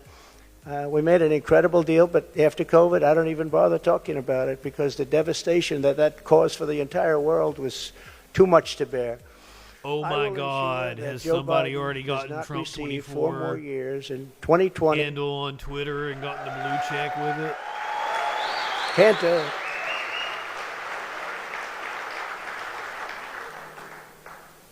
Our country. I mean, the could not United take States is a failure in And I say progress, that Mox. not Come on. in laughter. I say that in tears. Our country could not take 4 more years. It can only take so much. It's all very fragile to start off with. It can only take so much. In No, 2020, sir, it's like I a received vagina. the largest number of votes Keep of any pumping out sitting kids president and in bouncing history. back. By a lot. And we will do it again, but with even more votes this time.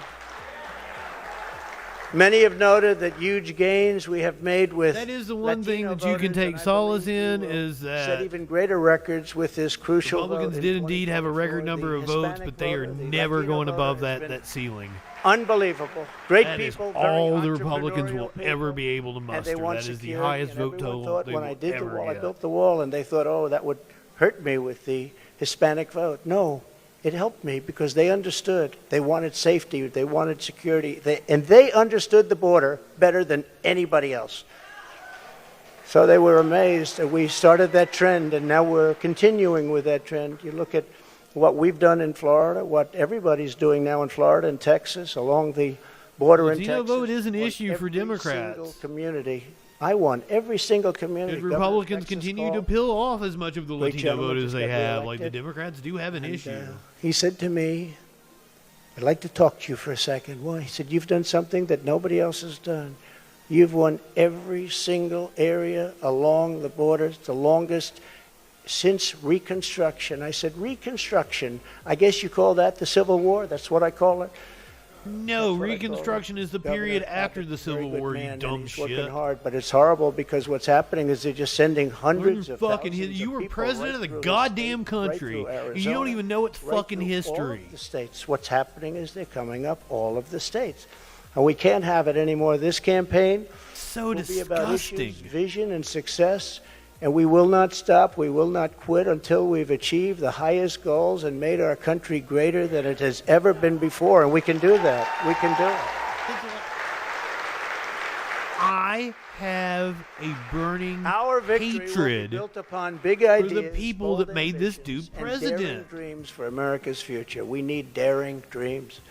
It is not enough merely to complain or oppose. We don't want to be critics. We don't want to be He complaining. does not know how to put a good never speech wanted to be together. a It was critic. I never very respected uneventful. Like critics. They I tell was people talking what's wrong, over but his they can't do it announcement because it themselves. just sounded like normal We will Trump blah win blah blah blah because we blah. will And it fight was. with every measure of our strength. The actual and with lead every in to ounce him of our announcing energy to was him lift up the saying working Biden went to men, Idaho and working called it women of Florida. America, and to And restore therefore I need to be president. The radical left Democrats have embraced an extreme ideology of government domination and control. Our approach is the opposite. One based on freedom, values, individual responsibility, and just plain common sense. It's common sense.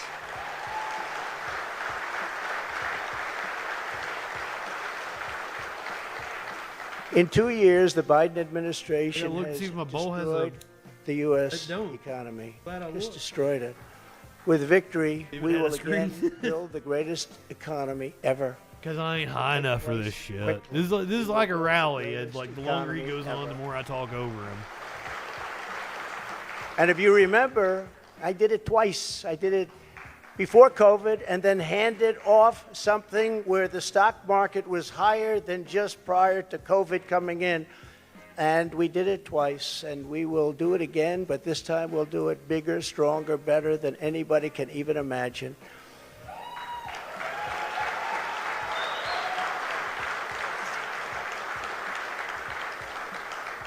And one of the beautiful things Working of harder, the do it pause, if there faster. is such a thing as a beautiful Makes thing, us stronger. I fucked up the Daft important Punk. factors Sorry to of any of you the guys who love pause Daft is Punk. that we see how bad they've done. So we will be able to do it. There's somebody out there who's like, I thought that was a Kanye song. Everybody will agree with us because everybody sees what a bad job has been done during this 2-year period, and it will be a 4-year period. Everybody sees that. It will be much easier for us to do. Did you say pillow talk? Pillow talk? I was on crack. We will immediately tackle inflation and bring down to a level that it was. You know, we were at 0, but actually the best number is 1%. Do you know that? You don't want it really 0.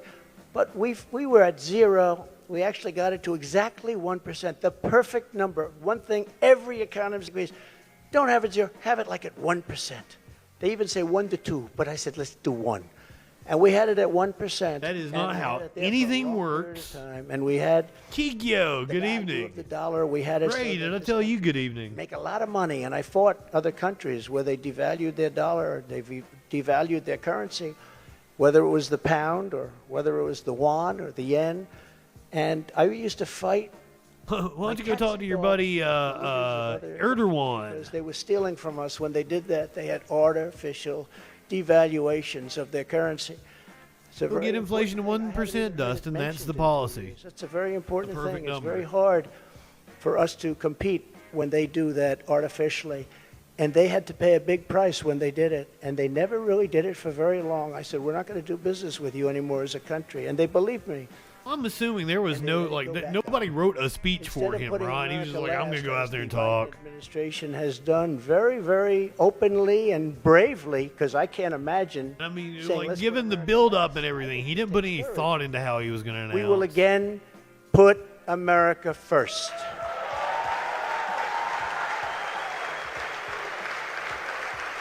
Every policy.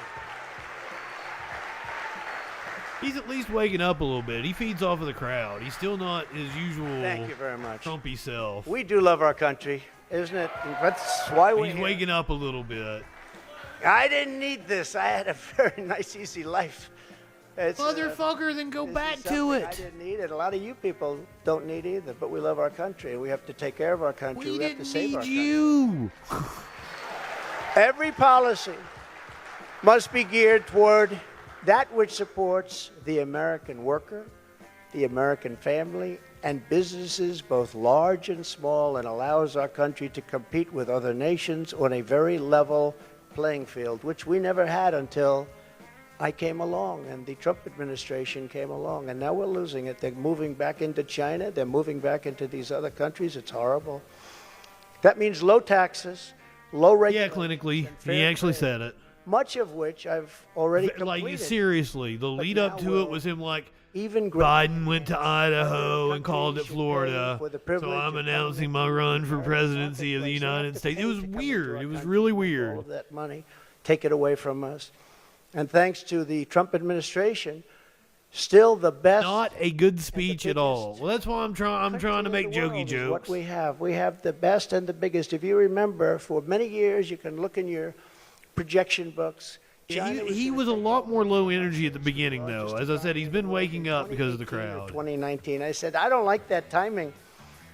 And I was with President Xi, who's now president for life.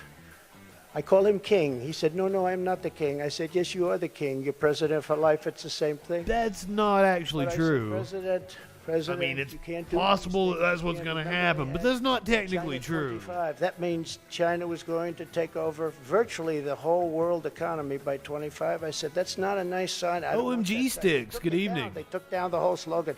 Probably will be coming back Very at some jealous, point of in the course. future. But I found it very insulting. I said, I find that very insulting. On day one, we will end Joe Biden's war on. Sir, I find you very insulting.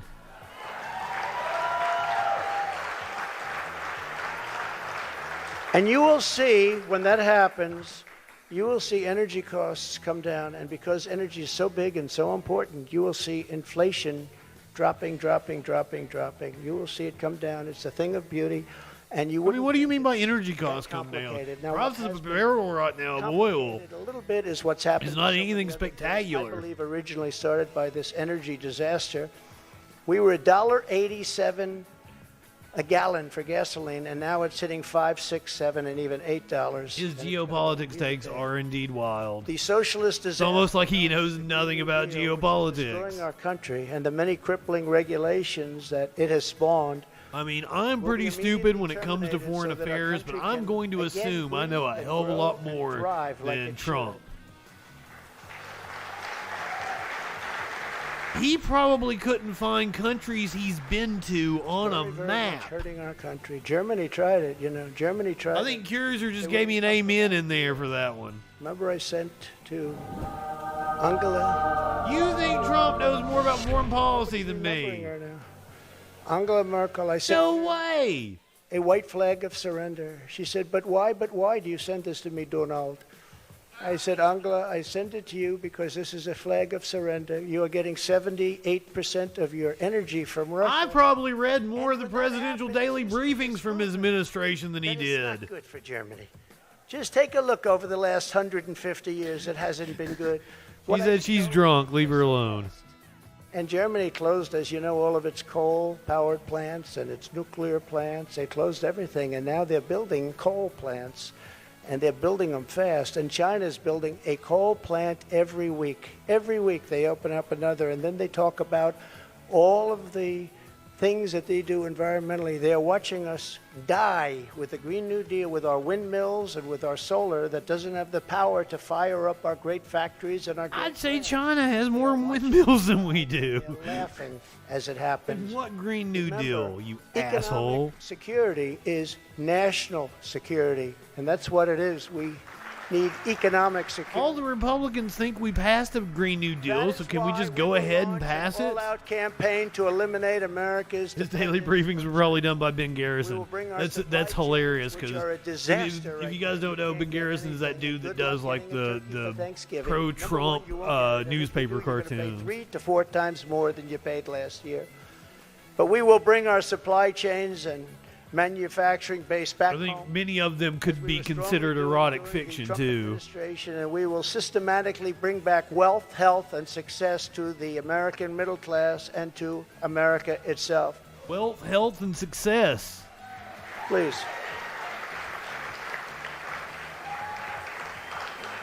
Yeah, please sit down. I feel so guilty. What was it Bulldog said? No.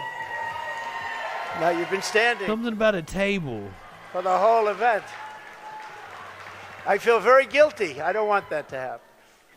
To every worker and family struggling to survive in the Biden economy with inflation destroying your family and your life, this Lord, have you never been here for a rally?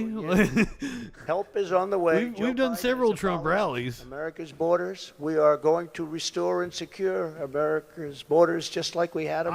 We're like, this is a leftist channel, Steelers. I would say that probably the majority of people in the chat own firearms. Let's do more, and we did a lot more. And as we were doing it, we had an election that came up. If the majority of the chat doesn't own firearms, I would say the majority of the chat is pro-firearms. Which would have been great, and they said, no, we're not going to do that. And that's when I realized that they actually want to have this disaster known as... See, there you go. Lord Locke used to be a gun collector. Isn't it? But one of the reasons we had so much success at the border was because of the fact that two things. We got Mexico to give us free of charge 28,000 soldiers. That helps. And President of Mexico is a great gentleman, by the way. Socialist, but that's okay. He can't have everything. But he's a great man and a great friend of mine. But 28,000 soldiers while we were building the technically it wall, is an entrance to a giant temple to himself because they're at Mar-a-Lago right now. We have records that nobody can. The stage needs more flags. Right now, it's a disaster. Not enough flags. 10 million people coming in, not 3 or 4 million people. They're pouring into our country. We have no idea who they are and where they come from. We have no idea what's happening to our country. We're being poisoned. Within moments of I think Maynard and Smokey are laying together, which is odd. That don't happen. Remain in Mexico. Yeah, you're going to get varied opinions on firearms. There's reasons I don't own a firearm. Remained here and they never left, and you couldn't get them. Number one of which being that I'm fucking stupid and clumsy. And if you think it was easy for me to get the president of Mexico to agree to that, it wasn't. But we got it. And they terminated it, can you believe? So now they come in here and they stay, and we have no idea where they are. They get lost. And it's very dangerous for our country. And again, I'll say, we're going to pay a big price someday for what they're doing. We will begin the process of safely removing the illegal alien criminals that have been unlawfully allowed into our country. We have no choice. We have no choice.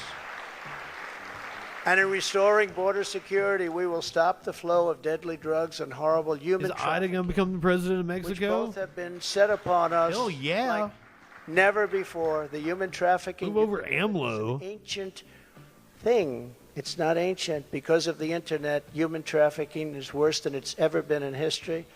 And we stop them at the southern border, which is the number Not yet. I'll migrate to the other social medias eventually. The southern border. Number one port, and we stopped them, and now it's at levels that are many, many, many times what it was just 2 years ago. He did indeed talk about the crowd at the beginning, Mox. Loose on this total breakdown of law and order. It was a total breakdown of law and order. I will restore public safety in American cities and other communities that need our help. And if they don't want our help, we're going to insist that they take our help this time. Because, you know, the Democrat governors, these are all... I mean, they're in like a ballroom in Mar-a-Lago. The governors Mar-a-Lago. and mayors are supposed to ask for the help, and they would I do want to point out that, like, people are being shot. Record numbers of people coming down with several different strains of the flu, COVID, RSV, all kinds of shit going around. So it's quite possibly that's just a cesspool of the Democrats don't want to ever possible ask to sickness do anything because they don't want to shake things up. In the meantime, the cities are rotting, and they are indeed cesspools of blood. So we're going to go and help them, even if they don't want the help. We will give our police back their authority, resources, power, legal protection, and we will give them back their respect. They're great people. And I will immediately launch a no-holds-barred national campaign to dismantle the gangs and clean out the nests of organized... No Holds Barred is an excellent holiday movie to laugh at. It's a WWF movie. The worst criminals, the worst gangs are MS-13. And under the Hulk Hogan Obama administration, they were unable to take them out because their countries where they came from wouldn't take them. And I learned about that. God, he's going to go a whole hour. Actually, say, but I learned about drugs. It, and I said, which countries? And it was Honduras and Guatemala. It was El Salvador, some others. And I said, how much do we pay them, sir? You pay them $750 million a year. That's a lot of money.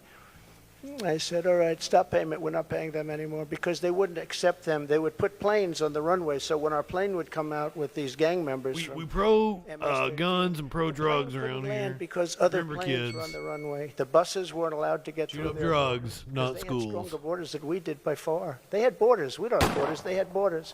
Other countries that very relevant in Florida. We defend other countries' borders, but we don't defend our own. But these countries. And I got to know all of the presidents and prime ministers. I got to know them all. And I said, all right, stop payment of the Drugs is one of my problems, possibly. They won't take them. And I think I got it under control. I've been on the hard because they drugs sent them in out. years. They didn't just come out. They sent them out. They don't want the bad ones. They want to keep their good ones. They don't want the bad ones. Not saying I might not take you up on an offer. If you offered me some, I don't pay for them anymore. Then again, you've read the stories. MS-13. These are savages. They say, oh, please don't use that. Savage. They're people. No, they're not. These are savages. And so we went along, and I said, stop payment of the $750 million. And I get a call the next morning. I know, clinically. I was just fucking with you. That we're talking about. Sir, there seems to be a misunderstanding. What's the problem? Is there anything we can do? Yeah, you're not taking your MS-13 gang members back that you sent to us. In the caravan. The kind of aid we keep giving to Latin America, I don't think they really want. Thousands and thousands of people. And in those caravans, you have some rough people. I said, you're not taking them back. Well, we didn't know that this was a problem, sir. Is there anything we can do? I said, yeah, take them back. We would be glad to take them back, sir. They took them back. I still didn't give them the $750, but that's okay. And by the way, now Biden wants to give them $4 billion. They were happy with $750, and now they want to give them $4 billion. Somebody someday is going to explain $4 billion. It actually makes you rage with anger when you hear that. They wanted $750 so badly, and now they're getting $4 billion. We will Who are you calling CIA Steve? Steve Mnuchin? Fentanyl and deadly drugs from killing 200,000. I think about CIA, I think about Pete Buttigieg.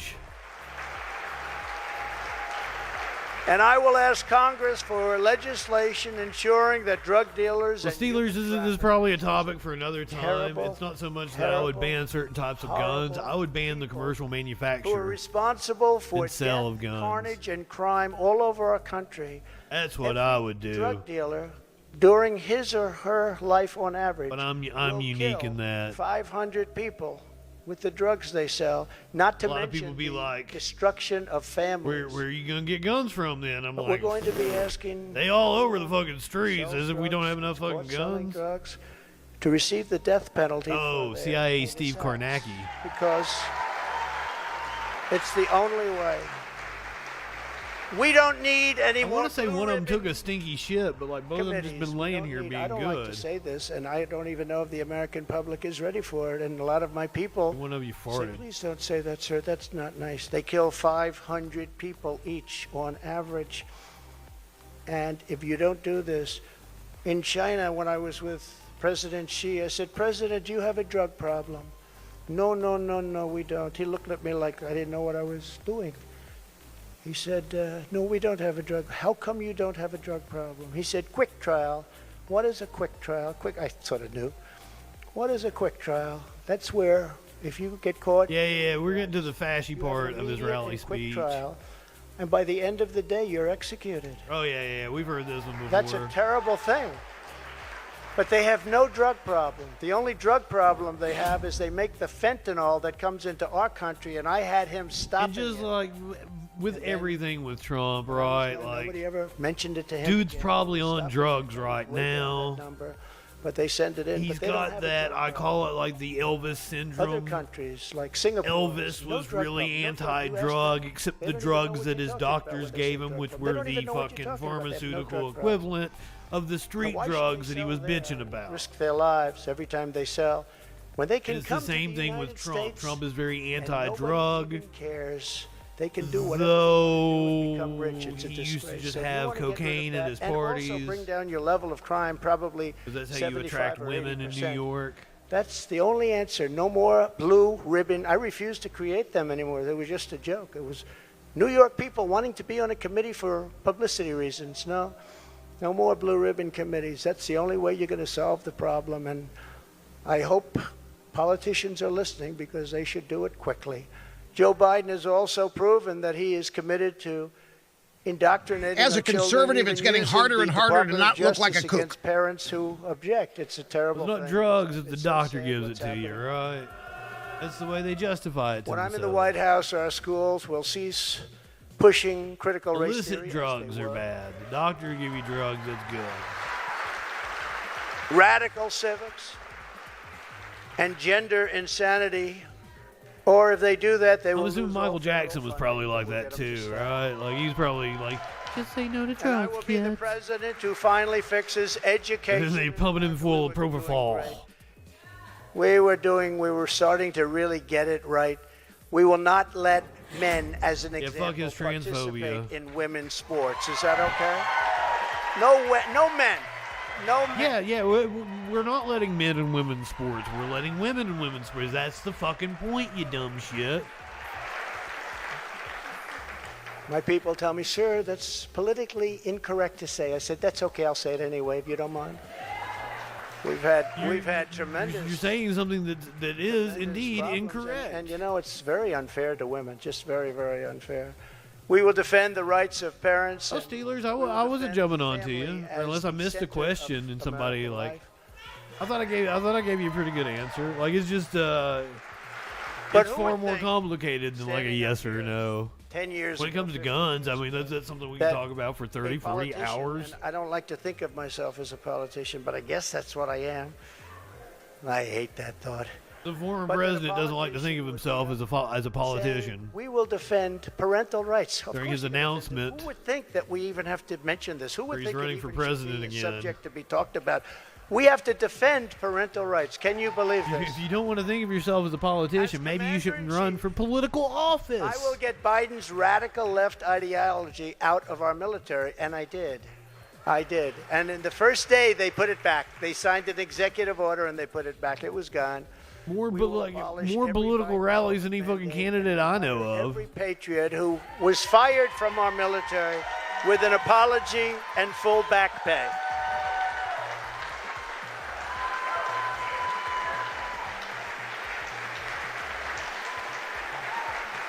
Thank you.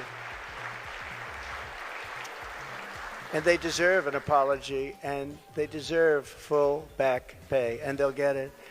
And unlike Biden possibly getting if we're doling out apologies here, you owe many people an apology. foolish and unnecessary foreign wars, just as I did for 4 straight years. We will again have peace through Lord, it's cold here. It's cold here. as events overseas have shown, to protect our people from the unthinkable threat of nuclear weapons and hypersonic missiles. The United States must also build you a guys went pretty state-of-the-art fucking Republican. next-generation Isn't that missile fucking Florida hard? defense shield. We need it. The power of these missiles and the power of a word that I refuse to say, nuclear. We have to have it. We need a defense shield, and we have to do it. That's not how refusing to say a word works. And we're going to build it. Just as I rebuilt our military, I will get this done. I rebuilt our entire military, which nobody talks about. When I got there, we had jet fighters that were 48 years old. We had bombers that were 60 years old. We had bombers where their grandfathers flew them when they were new. And now the grandchild is flying the bomber, but not anymore. But as I have said before, the gravest threats to our civilization are not from abroad, but from I within. like how I got a good bump for greater than the beginning of Trump's speech. System, the FBI and the But now, I feel like I'm below the number that we'd have right now if I was just actually doing the news. The festering rot and corruption of Washington, D.C. Like, all right, I've had enough Trump. No more of this.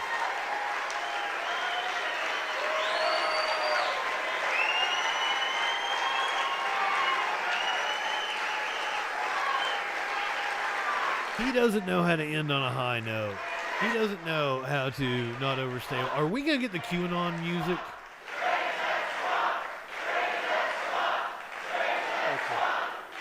Thank you. And I'm a victim, I will tell you. I'm a victim. I'm a victim. Think of it. The FBI offered $1 million to Christopher Steele, who wrote the fake dossier, if he will lie and say that the fake dossier was true. And he refused to do it, so it had to be Of really all of his legal entanglements to talk about, that's the one he wants to highlight. For $200,000. We're going back to Russia and the dossier from the 2016 election. Including the raid of a very beautiful house that sits right here. And here we go. Here's something a little more current. And I say, why didn't you raid Bush's place? Why didn't you raid Clinton?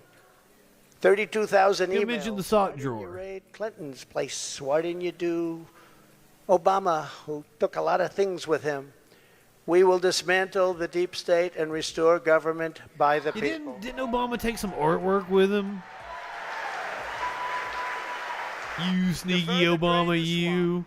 I will push for a constitutional amendment to impose term limits on members of Congress. It's time.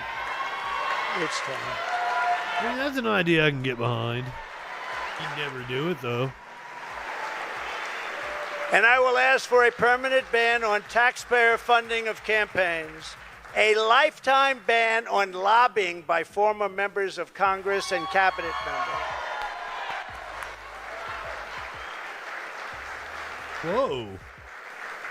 No, I see what they make. They leave the White Based House. indeed, warlord. And they're paid millions and millions and millions of dollars a year. No, you have to have a ban. We want a ban on members of Congress getting rich by trading stocks with insider information. And many of our great members agree with that. They actually agree with that. And of course, we will do whatever it takes to bring back a lot of people agree with that. in our elections. To eliminate cheating, I will immediately demand voter ID, same-day voting, and only paper ballots. Well, welcome back, Twitchsters that might have got a commercial break there. I'm sorry. I was just so enthralled by Trump's speech. Only I forgot to mention the commercials are coming at you.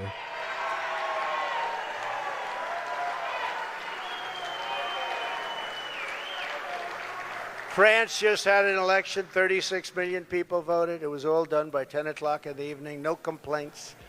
You had a winner, you had a loser. The loser went home. The winner, he's a friend of mine, nice guy. But he was happy. But there was no complaints. And if there is a complaint, you check it out, and you can fix it very easily. You can. Okay, so that was a dig, right? Because him and Macron are not friends. Voter ID, so simple, and we want all votes counted by election night. Well, that's easy. Just have widespread early voting and allow the vote to be tabulated before Election Day, and then you can have results on election all night. of the money for machines and all of Other this than stuff, races and they that end have up runoffs 2 weeks later, or 3 weeks later, by need that time, to everyone apply forgot there was even an election. ranked It's choice horrible. or something. And this doesn't happen. I said it before. It doesn't happen in third world countries. They do better than we do. It's horrible what's happening with our election and election process. And I'll get that job done. That's a very personal job for me. I take that very personally. But this is just the beginning of our national greatness agenda, and that's what we call it, a national greatness agenda, because our country can be greater. He was president of the United States, and he doesn't understand the concept of decentralized elections, the delegation of that power in the Constitution. He doesn't get that concept Before, by a lot. There will be more, much more to come in the months ahead. There are so many things we can do. Many of them are not even hard to implement. The journey ahead of us will not. Oh, sir, I can assure you I am not hard right now. Truly seeks to take on this rigged and corrupt system. You live in will sexual be faced with anarchy. A storm of fire that only a few could understand. Right? I happen to have some children in the front row. They understand. In fact, what are you talking about? Boy, stand up, Eric. Oh, we're shouting out Eric?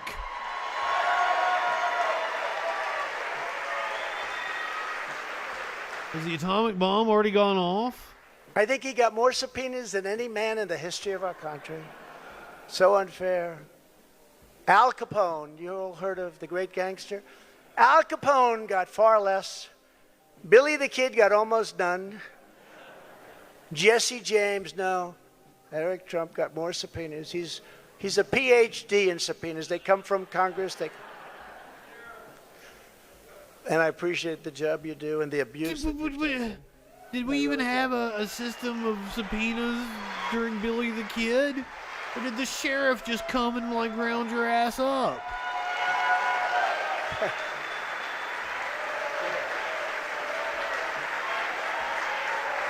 Well, I can assure you that in Iowa the other night, he called his children horrible.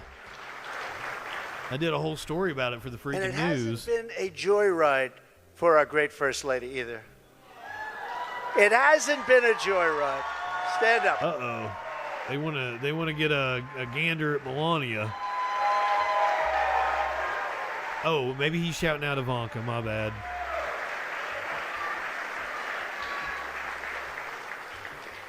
I go home and she says, the real First they do Lady. love her. I go home and she says, you look angry and upset. I say, just leave me alone. Yeah, I bet that's every fucking day. You go home and you look angry and First Lady upset. and people love her.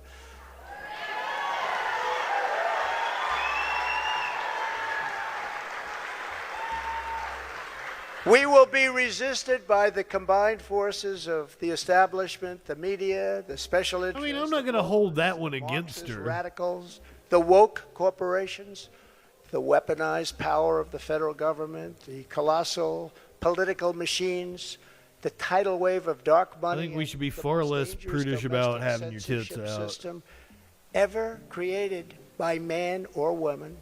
The most dangerous It's system just we've ever like had. this is the motherfuckers that are, you know, constantly bashing us with the Bible We will and be shit. persecuted just as I have been. I mean, I have been, but many people in this room have been. But we will not. Mox, can you share those in the Discord? Let's see some Eleanor. We will stand tall in the Eleanor wasn't the most attractive lady. into the torrent, and we I'm in sure the she end, was. will win. She Our was a country will fine win. lady. We will win. My fellow Americans, we will join together and reverse this staggering. Also, the discussion that you know that family lived in sexual anarchy. And we will again restore the spirit You live of in our sexual nation. anarchy? And then we must build and raise up a legacy that will stand. But then now I'm having to think like, did FDR's dick work? With your help, we will create communities. Was he paralyzed from the waist grow down? up safe and strong, and a Barbara's nation Bush. where they will grow up free, prosperous, and well. We will reestablish the principles of hard work and merit and end the scourge of homelessness that is plaguing our beleaguered Democrat-run cities. We will heal our divisions and bring our people back together through incredible success. It's scourge, isn't We will it? defend life, liberty, What's a and the pursuit of scourge? happiness. We will expand the frontiers of human knowledge and extend the horizons of human achievement. And we Not will all of them affect the penis, but American some of them do. very soon Some situations on the do, don't surface they? of Mars, which That's why I don't know if he had a working dick. But Maybe we that's how he need got so much shit everyone done. He didn't have a involved. working We need dick. everyone's help. We need to look out for one another. We need to be friends, and we need Maybe the fact that he didn't have a working dick is one of the reasons why, like, he was a compassionate person. Because this is not just a campaign. This is a quest to save our country. Talking about saving our country. You can't deny, like, the dick gets in the way of the thinking of almost all men. Thank you. Thank you very much. FDR might have had a clarity that other men don't have. I am asking And for your we're in some weird territory now. And I am asking for your friendship and your prayers. This very incredible, Justin, but your prayers. Are you journey. trolling? If our movement remains united and confident, then we will shatter the forces of tyranny and we will unleash the glories of liberty for ourselves and for our children and for generations yet to come. America's golden age is just Movement is more like a bowel and movement. together we will make America powerful again. Oh, remix. We will make America wealthy again. We will make America strong again. We will make America proud again. We will make America safe again. We will make America glorious again. Glorious. And we will make America great again. Thank you very much. God bless you all. Thank you. He'd been testing out Soul Man. It was still playing. I'm like, what the fuck's going on? I was like, oh, I forgot. I changed the audio. I don't have my headphones on. Yeah, it was the extended remix. Let me get back in show mode here. Does Melania look like she's being held captive?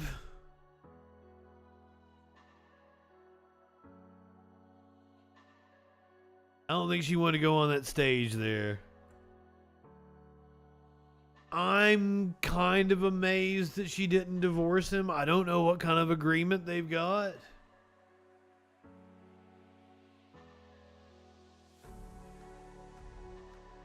Oh my God, look at how crusty and old everybody is there.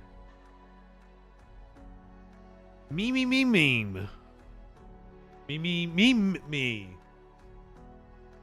Good evening. It's so nice to see you. We got a little bit more news to get to here. That speech went longer than I thought it was, but I shouldn't have been shocked that Trump wasn't concise in any way. I believe the podium is crooked. Just gauging it on everything else, the stage, the people standing on the stage, I believe the podium was crooked. Apropos of the crooked man who just announced that he's running for president in 2024. We've gotten confirmation he filed with the FEC, the Federal Elections Commission. So there you go. Live stream has ended. That was eventful, I guess. We watched a segment from the original announcement before we went to commercial break, coming up on the top of the hour. And that was a lot more high energy. He did pick it up as we got about 10 minutes into the speech. The crowd kind of fed to him a little bit, and he picked it up because he was acting like he was half asleep while talking about sleepy Joe Biden. Just like he talks about other people being rapists while he has 30 fucking rape accusations. Just like he talks about everybody else being corrupt while he has multiple trials ongoing presently about his corruption.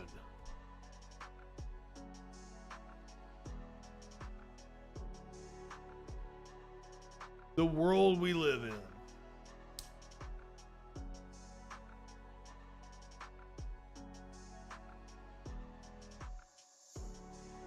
There you have it. We're gonna wrap it up by doing a few more news stories. Donald Trump's likely 2024 opponent is Joe Biden. I know that disappoints a lot of you. Come on, man. I would have liked to have seen an open primary, but just the likelihood of that happening is unlikely. If I was a betting man, I would bet on Joe Biden being the nominee in 2024 for the Democrats. I still would like to see a leftist primary him. That would be nice. I would like there to be debates taking place, even if Joe Biden doesn't participate in the debates, even if the party recognizes him as the nominee without any official primary. I would like to see a primary happen. But I don't see anybody willing to step up and buck the party like that. However, I do believe the right-wing smear machine has already kicked into full gear. They're going to go after Hunter Biden yet again. Hunter Biden interview goes off the rails as host says his hands were tied from asking political questions. Well, I'm very interested in what this interview is. I didn't see anybody fucking cover it. Is that what this is? This what this Fox News piece is about?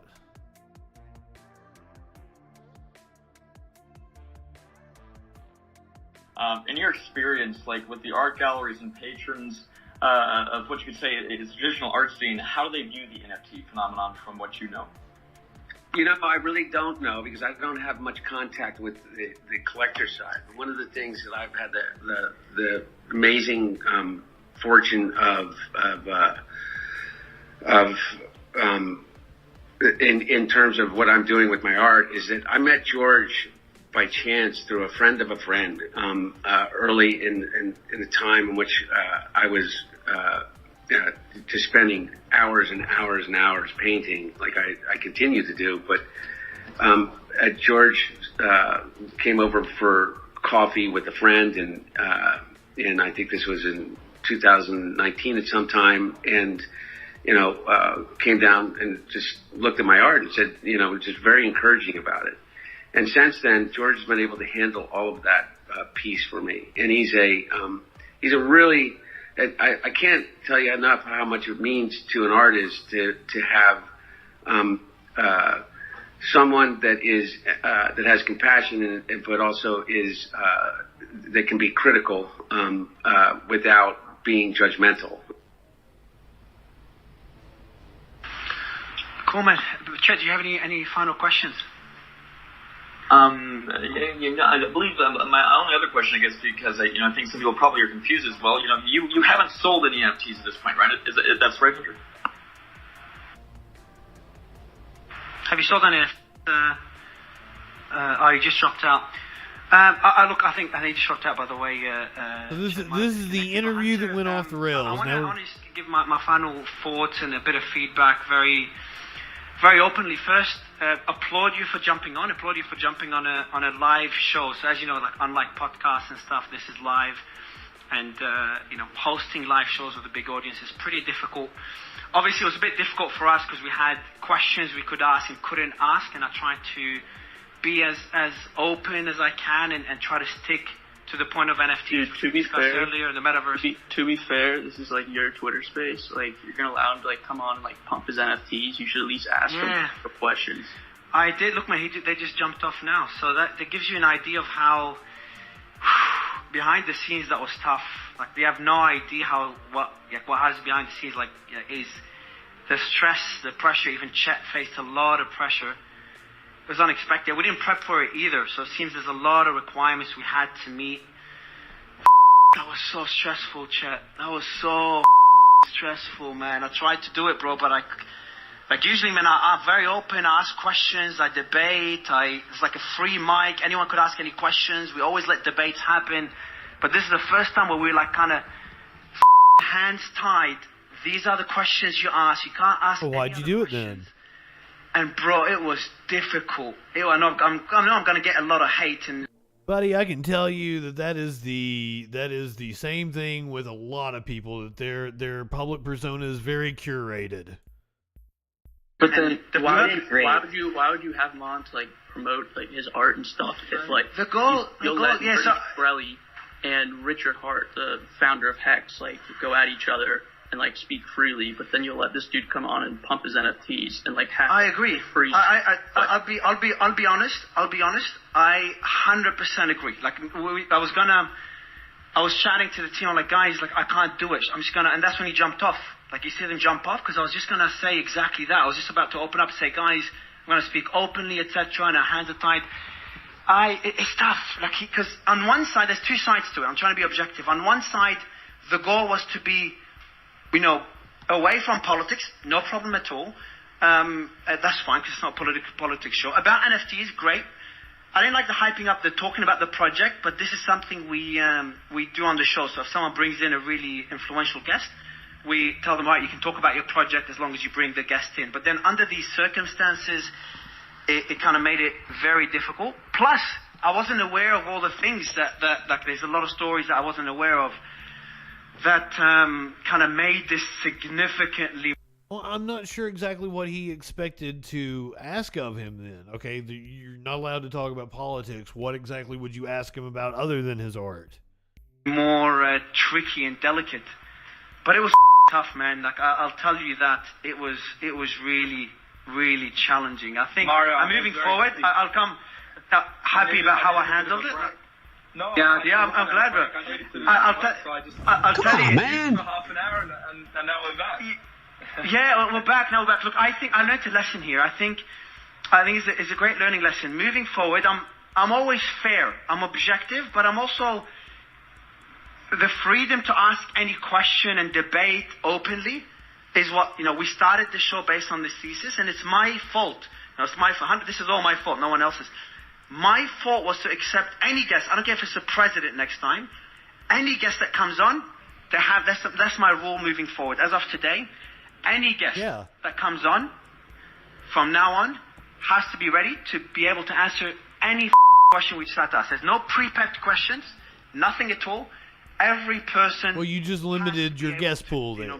To answer anything without being ready for it. Also, I want to add that, the discussions with Hunter Steeman, by the way, I'm very. Did you say the discussions of Hunter Seaman? Mario, you muted yourself, mate. Did he say the discussion of Hunter Seaman? That was the end of the video. Did he say the discussion of Hunter Seaman?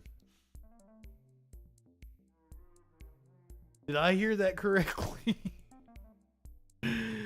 Oh, Hunter Biden appeared on the Crypto Roundtable show with host Mario Nawfal on Tuesday. Weird time to be talking about NFTs. Biden appeared on the show alongside Tron producer Donald Kushner and talked a little about his drug recovery and how painting around the clock has helped him stay sober.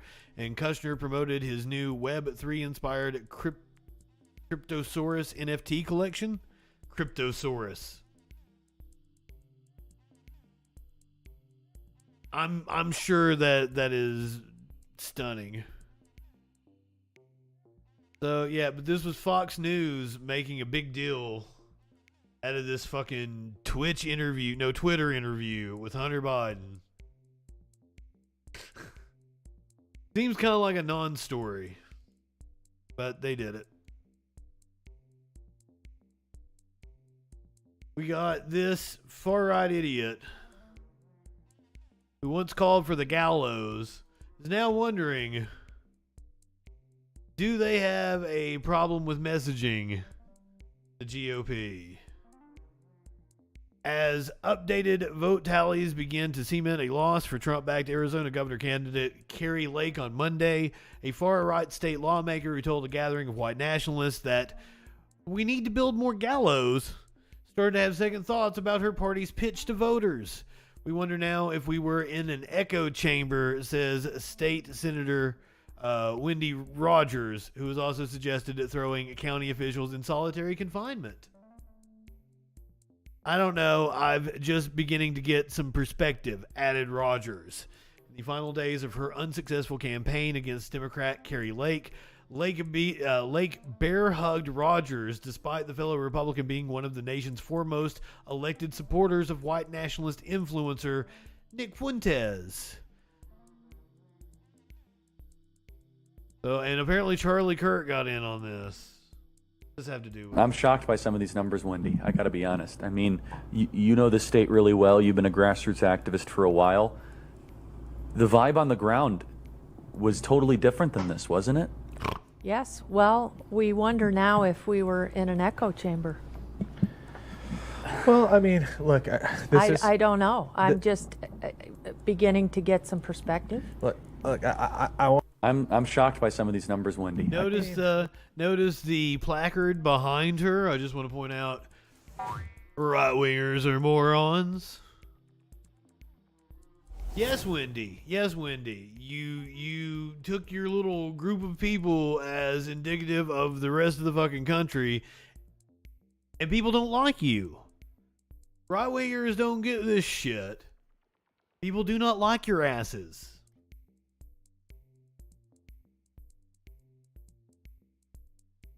It's hilarious. Hold on. That reminded me of a video I saw earlier.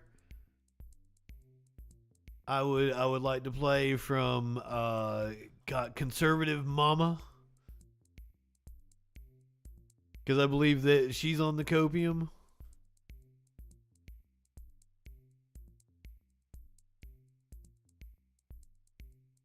If I can get back to it. I don't remember where I commented added on.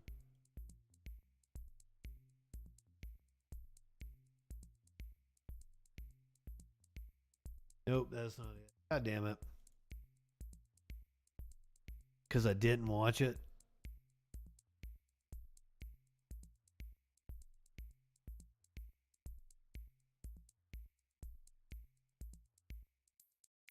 I don't know. Maybe we'll get it tomorrow. Win Biden what? Win Biden what, Warlord? Come on, man. when Biden won. I thought Biden should have done a speech about Russia tonight at 9 o'clock. Although I'm pretty sure that the news networks did not cover Trump. So Biden could have totally upstaged him.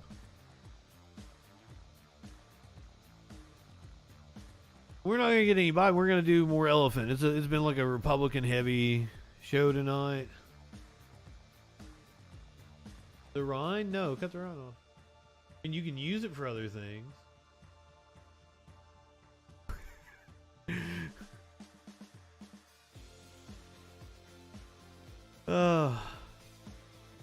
Been a wild night. Here's yet another wild story. Here's an elephant fucking with a reporter. And provide a home.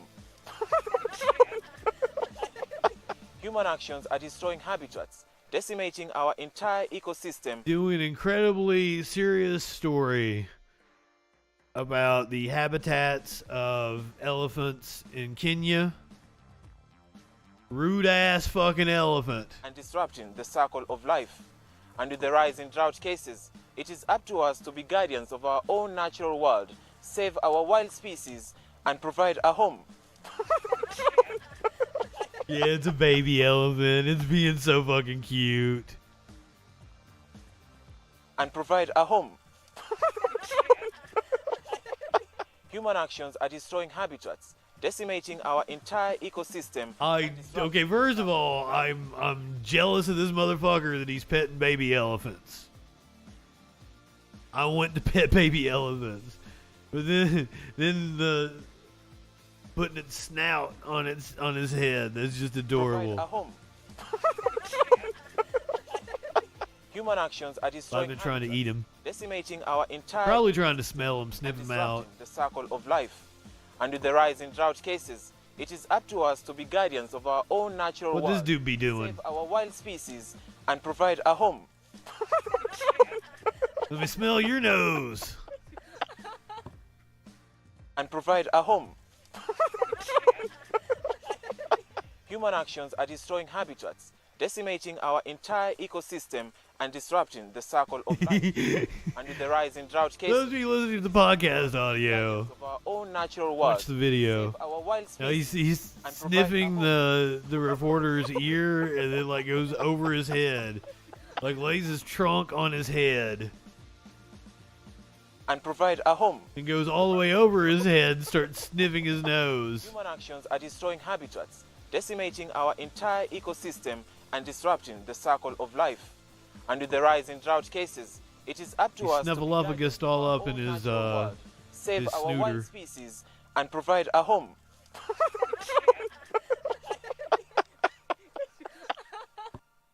And provide a home.